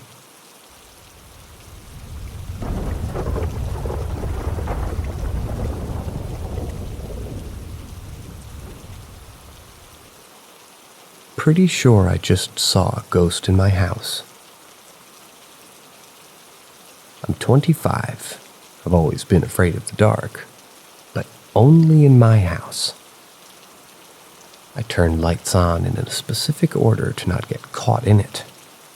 My father and I both have nightmares about the basement. I feel a presence in my dream, but never investigate. He dreams there's a body buried down there. I've seen a shadow person in the doorway once. Thought it was my father, but it walked through the couch into the wall. I've had a dream last night about conversing with a ghost girl who said that there were 3 spirits in my house. So the topic was on my mind, you could say, but not when I saw it just now. I just got up around 4 a.m. and I'm playing Skyrim. Decided to go to the kitchen to get a slice of pizza. Didn't turn on the lights. Only the ambient from the microwave clock, very dim. I have a clear view from my bedroom. Through the kitchen to the living room, that is, which was also pitch black, and in the doorway, as my eyes focus, I saw an off-white shadow start to form. It was about 5 feet tall, and it wasn't like the stereotypical thing where the room gets cold. It brought something out of me. What I felt was like I was being watched, like whatever this was could see me.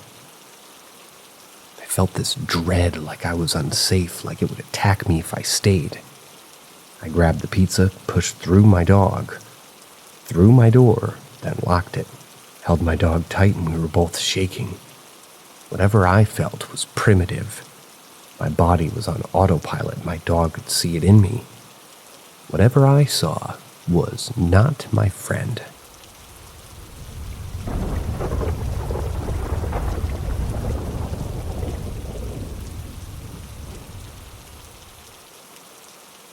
What did I let in my house? I've been listening to a book that initially I thought was supposed to be a cozy murder mystery taking place in a small New England beachfront town. It turned out to be suspenseful romance, a genre I didn't even know existed. The more interesting part, the romance was with a 150-year-old ghost who enjoyed the occasional BDSM, who ends up being, plot twist, a demon. Not here to kink shame, and though the book was a little bit quirky, it was actually pretty good. It's called The Shape of the Night by Tess Gerritsen, if you ever want to give it a try. No thank you. The day after I indulged in nearly 80% of this book in one day, I could not fall asleep until 4 a.m. I have bipolar disorder, and bouts of sleeplessness are kind of occasional, so I didn't think too much of it. I finally fell asleep and I was awoken around 7:30 by rustling upstairs. My house is a split level with the entrance being upstairs and the bedrooms downstairs. I opened my bedroom door and I hear somebody say, "Hello, I'm here." I was expecting construction workers that day, so I assumed it was them, so I yelled back, "Come in, I'm up." Now, two things struck me odd here. One, the construction workers said that they wouldn't be here until 10 a.m., so maybe they were early. Two, I have a tiny yappy dog that barks when the wind blows too loud, and she remained sleeping. I walked upstairs to greet the workers, but no one was there. I looked outside, there was no one. It was only my car. There was no one dropped off, or there was no dropped off building materials, nothing. I have no idea who I was talking to, but I was definitely talking to someone, and I know I was. Was I just sleep deprived, or did I let something in? It's now 2 days later, and during these last few days, I found my front door, back door, and bathroom door I always keep shut open at different times. The front door is solid wood, and there's no way the wind is moving that thing. The back door always stays locked. No way the wind could move that either. The bathroom door is a sliding door, and there's no one else here but me.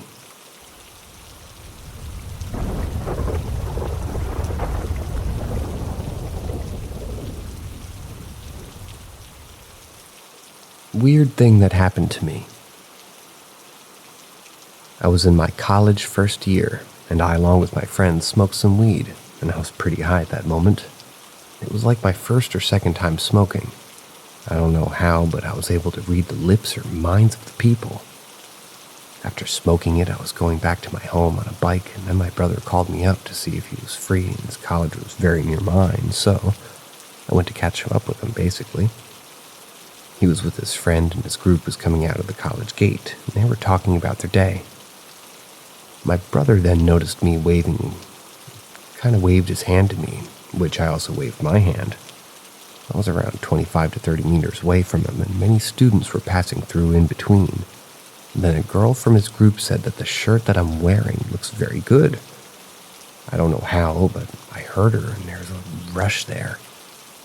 And it's almost like they were talking in between them only. My brother came to me, and then we both were going back to our home. On our way home, I was riding the bike knowing that I was not in my own mind, because I saw two of my college mates who were also going home by their car. One of them said by another that he's from our college. As they were unable to identify me because I was wearing a helmet and I was behind their car, I just saw their heads and I recognized them. I moved on, I reached home, ate food, and the next day, I asked my brother that his friend was really talking about my shirt, to which he was literally shocked, and he asked me if he told you this, and I replied him no, because I don't even know a single person other than him in his college. Excuse me, the narrator is upset that there is no periods in this. I showed him my recent chats, and he wasn't ready to believe. Then I went to the college, and I asked the same guy who was asking about me in the car, who was also very surprised that how could I even listen to what they were saying, because they were playing music in the car at the time. Shoosh, this is brutal. He wasn't ready to believe, and I said that I read his lips or whatever. I don't know what happened to me, but it was a crazy experience, like I was able to read or listen to what other people were talking about me.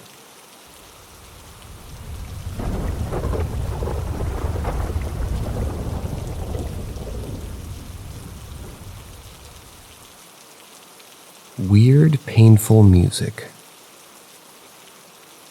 I'm not quite sure what to make of this, but last night, my husband and I were in bed trying to go to sleep.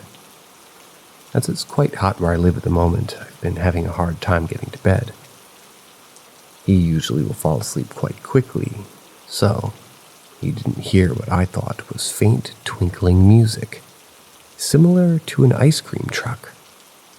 I wasn't too concerned at first, as we live in a noisy area, but as I tried to focus on the sound, my inner ear began to feel in pain, as if there was an immense pressure. I kept listening as I was confused as to what was happening. At no point did it get louder, and at one point it went away completely, leading me to believe that it was someone just playing music on a hot night. Then it came back, and my eardrum felt even more inflamed, and I felt the pain growing to my head. I covered my ear, but the pain didn't help much. At this point, I felt quite scared. I watched a lot of horror films, so my imagination tends to get the best of me. I yelped, partly in pain, partly in fear, and woke my husband up, and he groggily asked if everything was okay. I told him my ear hurt, and he went back to sleep almost immediately. I didn't hear the music anymore, but I turned and covered my afflicted ear with a pillow. My other ear was unaffected, apparently. So I was able to go to sleep just fine after that, with my ear right up against the pillow. So yeah, it's maybe not too weird, maybe, a mundane thing, but still has left me scratching my head about it. My ear is fine this morning, bit of a headache, but that's it. Anyone experience anything similar?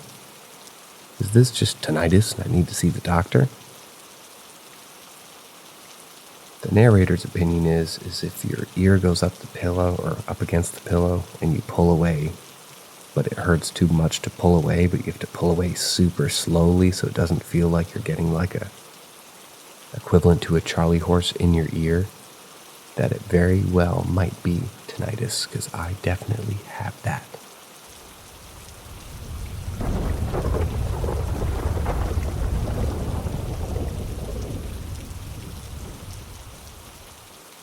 My basement was haunted.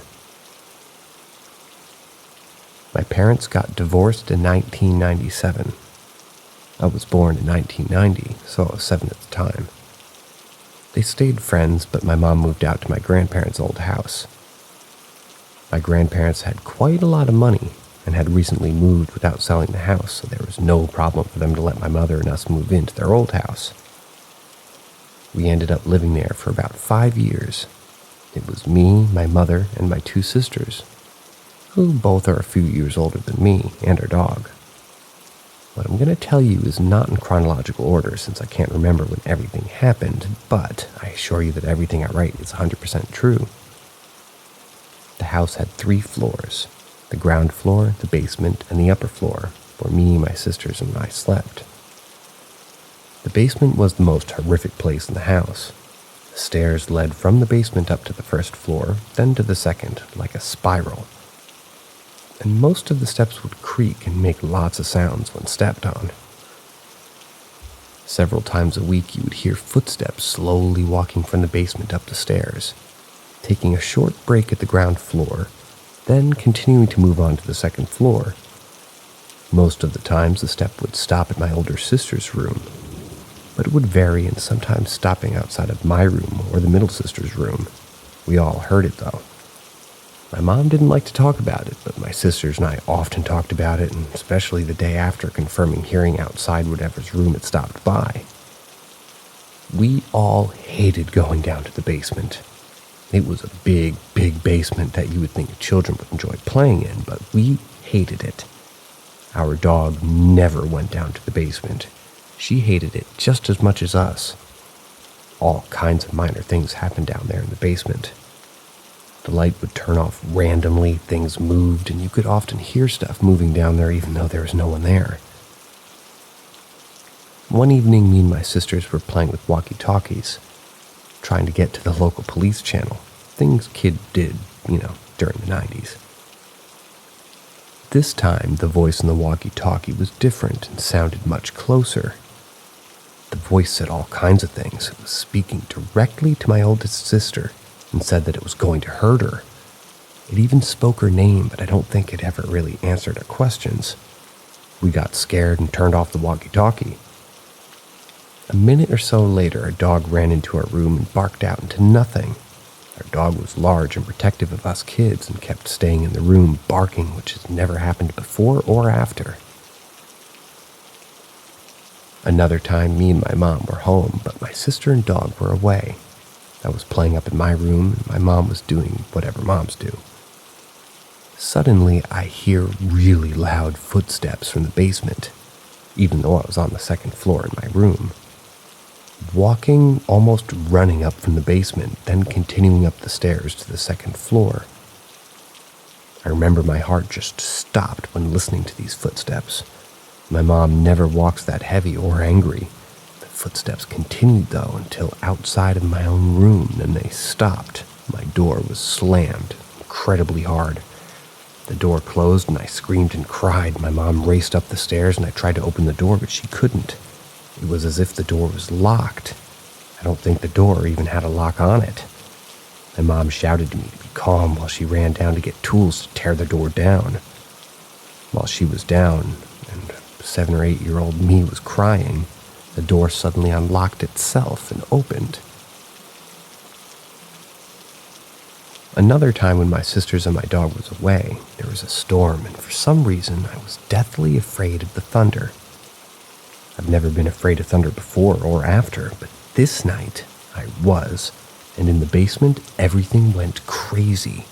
We heard things thrown around down there, glass shattering, which we confirmed in the morning after, that the glass and all that stuff had been thrown around and indeed shattered.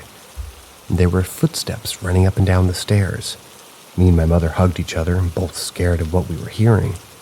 And at one time we were sitting in the living room, just being deathly scared. The entrance door flew open and closed, opened and closed again for several minutes. It was a storm outside and it was blowing, but it was not the storm. Many more minor things like that happened, but these are what came to my mind. It seemed to me that it got worse when my dog wasn't around, and it was more after my older sister. Even though I told you about the things that were happening to me, she had many more experiences. A couple of times she claimed that she saw an old man watching her sleep. Maybe we'll hear about those later, though.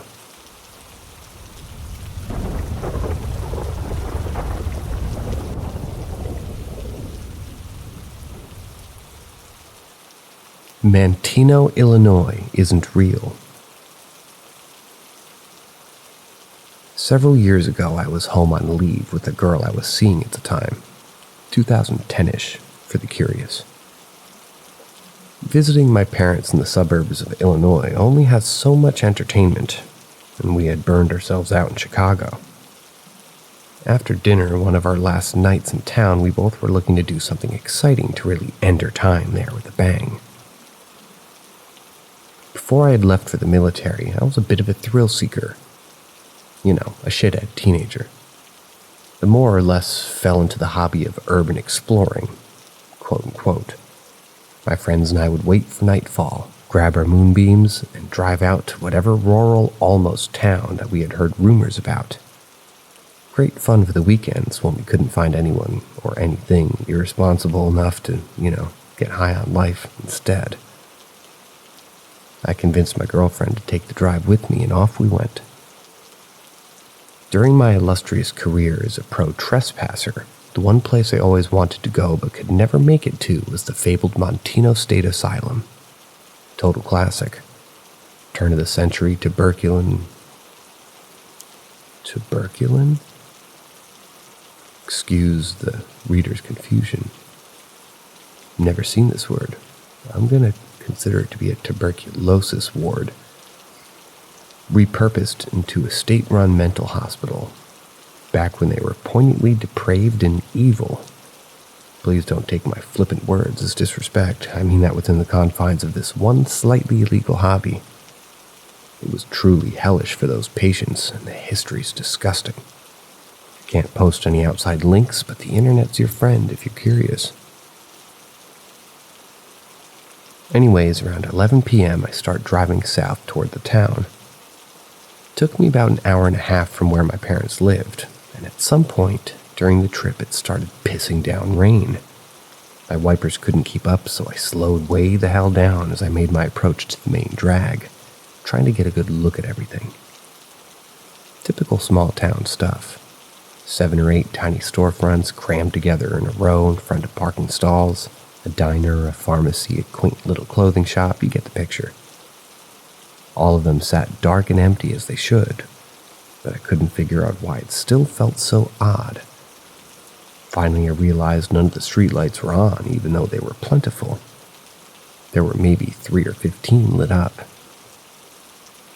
As we crawled past the dead shops, I could barely make out the rest of the town through that big fat drop of rain that was in front of us. It seemed to be two main streets surrounded by squat 1950s-era ranch homes. Small plots, no fences, roads felt barely even paved.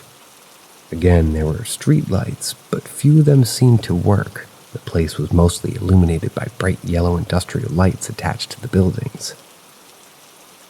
The road ended at a median, and I could just barely make out what I'd been looking for this whole time. The old administration building for the hospital. It had been repurposed into a bank or something similar, but it was important as it was my only familiar landmark that I had memorized the whole map around. It was at this point, however, that I realized that we were being watched. To my left, a man had come out from the front door of what I can only describe as a kind of a hut. There were 4 in a row, directly behind the main street, and he appeared out of the first one closest to us. The man stood silhouetted by industrial lamplight and watched me drive past before turning his wheel and making his way back inside. He didn't seem to care about the soaking rain. I chalked it up to coincidence and just moved on, looking for my next landmark. A few blocks over, and I found what I believed to be the old cemetery, which was supposedly a mass grave, and hollowed-out crematorium. While engaged in a bit of somber conversation about the heaviness of it all over my girlfriend's shoulder, I see yet another man appear from inside one of the innocuous houses. He was ambling over to the edge of the property towards the street and staring at my car. I guess I can't be sure of it because it was so dark, but he was definitely facing our direction, and the bright patch made while opening the door was obvious. Now unnerved, I turned off the music, dropped my car into drive, and pulled away to continue down the road that we were on. He watched me drive away, and just as the last, when I got far enough away that he was small in my mirror, he pulled an about-face and returned to the house. I was starting to sweat a bit. He made a large loop around the original buildings that remained. Most had been demolished for safety reasons, but the remnants ranged from stoic and beautiful as ever to piles of brick jutting from undergrowth like crooked teeth. These pillars and an imposing marbled cupola cast dramatic theatrical shadows in the lightning. The tiny hairs on the back of my neck began to perk up one by one as the paranoid feeling of being watched became all-consuming. Finally, mercifully, the edge of the town was in sight. We had seen it all the way, and the pride was satisfying enough to allow me to, let the cowardice flee away from this horrible town and just never returning. The path we drove on abruptly dead-ended in a sloping left turn towards a corrugated metal pole barn. Needing to turn around, I followed it down into the small gravel parking lot. It was unoccupied, save a large blue dually backed into the far corner. Par for the course, a single piercing industrial light was fixed to the outside wall of the structure, bathing everything in a very harsh, sterile yellow. No exaggeration. The very second my tires touched that gravel, the door to the barn was yanked open, and out strode a man. He took several steps into the parking lot, stopped and stared, just like the other two had. My butthole could crush diamonds at this point, and I'm doing my best Vin Diesel impression of Fast and the Furious my way the hell out of there. But just as I shift into reverse, I see another man open the door of the truck and begin to climb out, almost turning my Vin Diesel feel into more of a Paul Walker affair, if you catch my meaning. There's not much more to add. Don't have any answers, as I never went back and never investigated. We shot out of there and drove home mostly in an uncomfortable silence. The rain let up at the county line.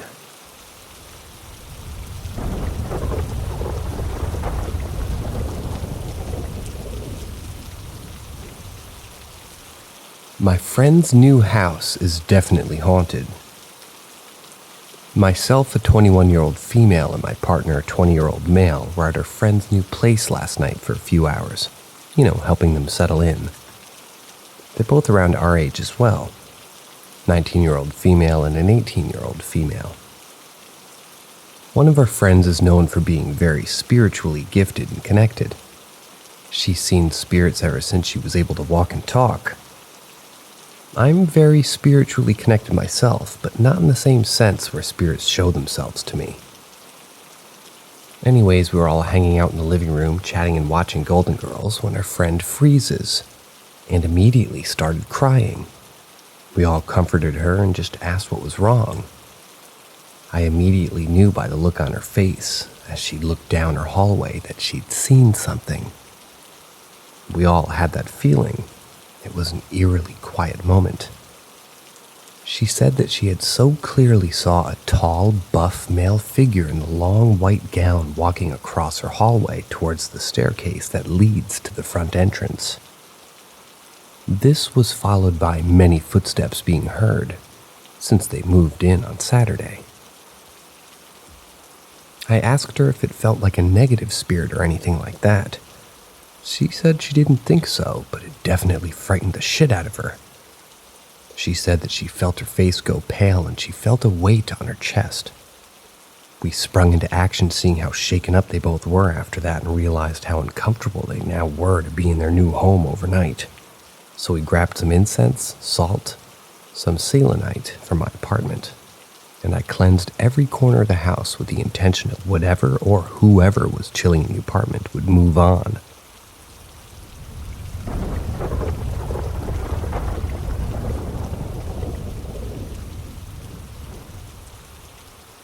I've had a shadow person follow me most of my life.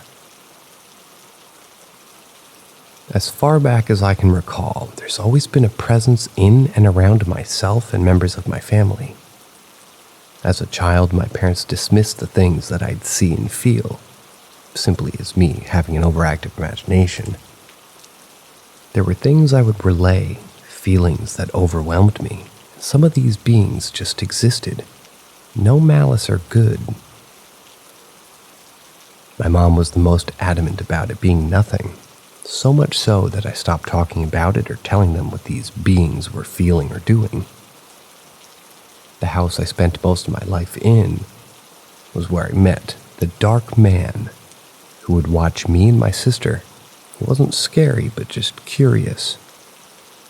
It turned out that the landlord's husband had died in the house, but my sister and I weren't told this till we were adults. Now, this shadow person or thing has been with me for a very long time. It was very different from the dark man. It's always followed me, and as a kid I assumed it was just a figment of my imagination, so I wasn't very alarmed. It was just another being around. This one wasn't as kind, though. It clung to me and would scratch at me, fill me with terror, and emit so much dark energy. I didn't tell my parents, though. I did try to reach out to others, but I was told I was ridiculous or crazy, so I kept it to myself. I didn't tell another soul till I was 17, and that person saw firsthand what I'd been hiding for so long. Writing it out feels wrong. I'm an adult now, and its presence is still felt, but it doesn't reach out as much. We have an understanding, so to speak. My boyfriend, though, unfortunately taunted it after I told him about this thing that follows. It made things worse for a little while. He had horrible nightmares and became fearful. Eventually made amends with the shadow.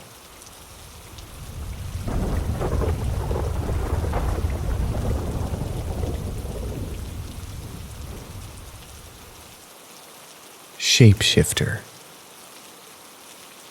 So my husband and I were at a baseball game tonight, when the root beer float I drank started to not agree with me.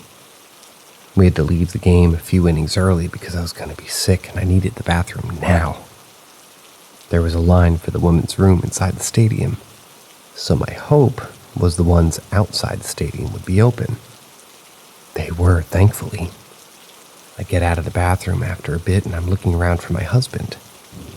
I took out my phone to text him, but I spot him on the stairs leading up to the skyway. That's where we normally take. He even waved at me.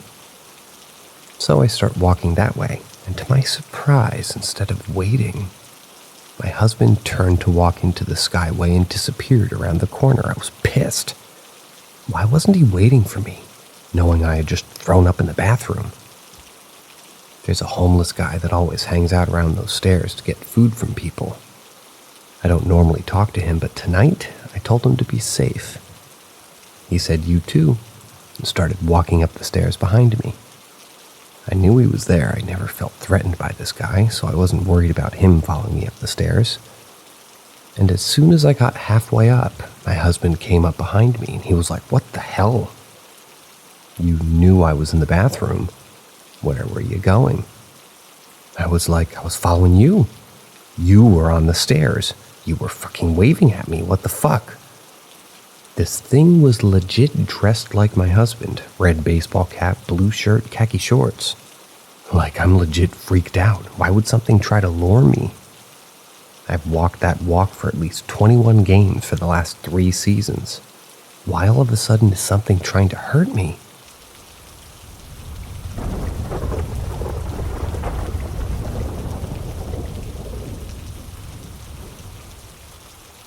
The day my terminally ill patient let me know that he passed away. So I, a female 28, at the time was working as an intern in a hospital in my hometown in Mexico. I was 25 years old back then, and I still remember everything vividly till this day. It was December of 2019, before the pandemic. Me and my friend, who I'll refer to as Claudia, were alone during the night.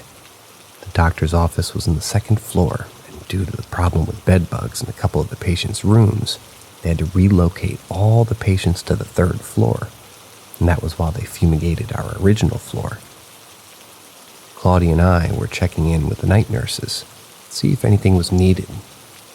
The sweet nurse approached us, told us about a specific patient whose family had signed a DNR. There was nothing left for us to do, so we just nodded and thanked her.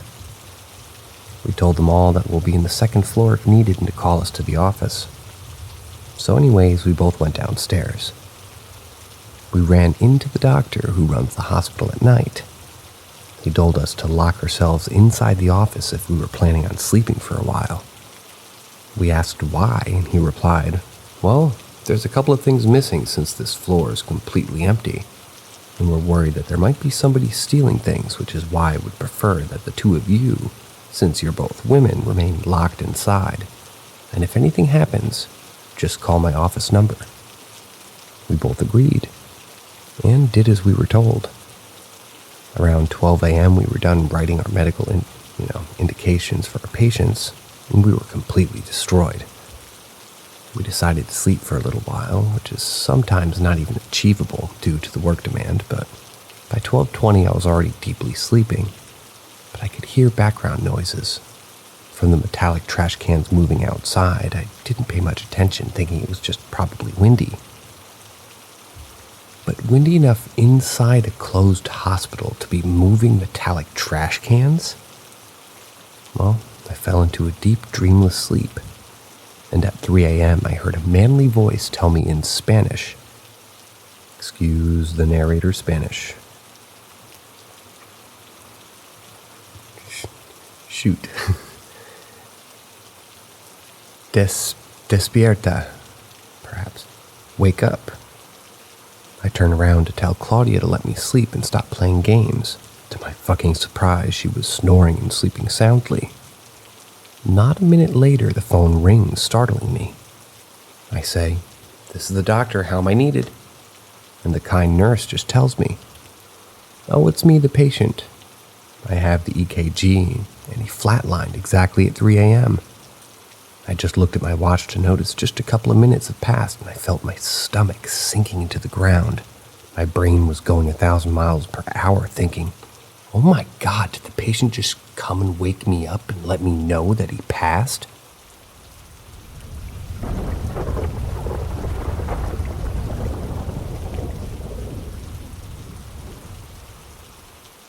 I visited my dead grandmother in a dream, or she visited me. I had a complicated family history growing up. Because of this, I was raised by my grandmother. She was a powerful woman and was also pretty sweet and caring. She used to live in a beautiful colonial house in Bogota, which had a very sort of characteristic living room, you could say.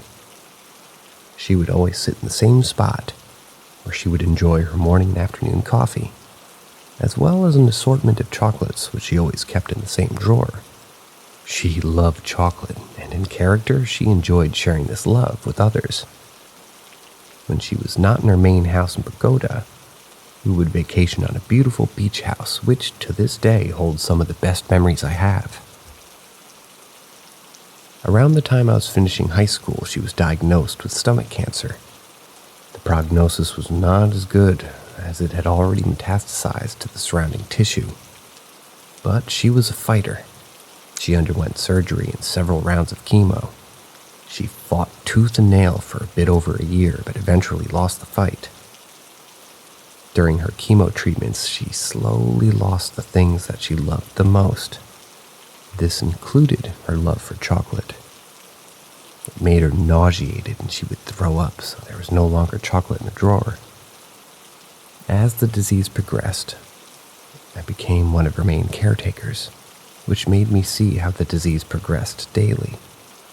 After several months of this torture, she passed away. I held her as she gave her last breath. I grieved a lot and grieved for a long time. I received a lot of support from my friends, but it wasn't the same. Whenever I went to our beach house, I would feel sorrow and melancholy, and I really missed my grandmother. Then around the year mark of her death anniversary, I had a dream like no other, which I vividly remember to this day. The dream started with a bird's eye view of the beach where we used to go to. Her colonial house from Bogota was there instead of the beach house. As the view started to go down, I remember going into the house, which was completely filled with light. I started walking towards the living room where I saw my grandmother, sitting in the same spot that she'd always used to sit. Something worth mentioning is that this dream was in first person, while my dreams are always in third person. As I approached my grandmother, she was sitting in the light and looked so happy, so rested. I went and sat right next to her. She opened the drawer, pulled out a bar of chocolate, and gave me a piece while she ate the piece herself. She enjoyed the chocolate and she looked happy. It was at this time that I woke up with tears streaming down my face. I understood my grandmother told me that she was all right. She was in her happy place, which was a combination of her two happy places, and she was eating chocolate. To this day, this remains the most vivid dream I've ever had.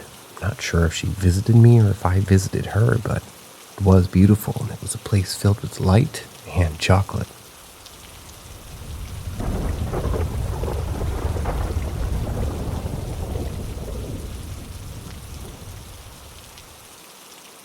I just want to share my experience with the Hat Man.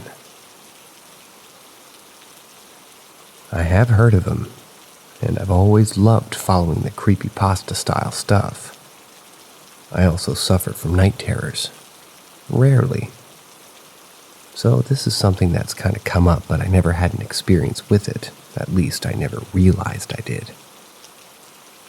I was watching a YouTube video about some scary quote-unquote internet rabbit holes, and the Hat Man came up during it.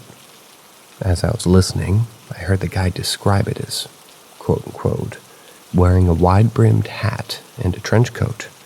And this is the first time I heard about the trench coat, and a memory hit me very vividly. I'm in my mid-30s, and this memory takes place in one of the first houses I ever lived in when I was maybe 5 or 6, so this was decades ago. I do remember at the time that the memory was vivid for months, but it faded. Anyways, here it is. It's not that long. The house I lived in had a big front window, which was the living room, and next to it was the front door. This door was not the main door that we or guests used, as the side door was right off the driveway. So it was very odd when during the night, maybe 8 p.m., sundown and dark, but not late night, that I heard a knock at that door, a single knock. I turned and looked out the window and saw what at the time I thought was, I shit you not, dark-winged duck. A big, wide-brimmed hat, what looked like a long coat, but all black. There were street lights there, so it wasn't pitch black, but Darkwing Duck was just the silhouette. Of course, there was no beak or anything, but that was what my mind went to. I was also extremely creeped out at that moment and for weeks and months following. I asked my parents if they were going to answer the door. They asked why. They didn't hear the knock. I was afraid to look outside again, but I forced myself. And there was no one there, of course. Man, this YouTube video reminded me of this, and I have so many chills right now. It's crazy. I don't want this mention of a trench coat sort of a thing to ping me, but holy fuck. It's honestly kind of cool to think something beyond the normal happened to me at least once. And I'm personally glad that it looked like Darkwing Duck. That's just the narrator. As usual, have a good night. See ya.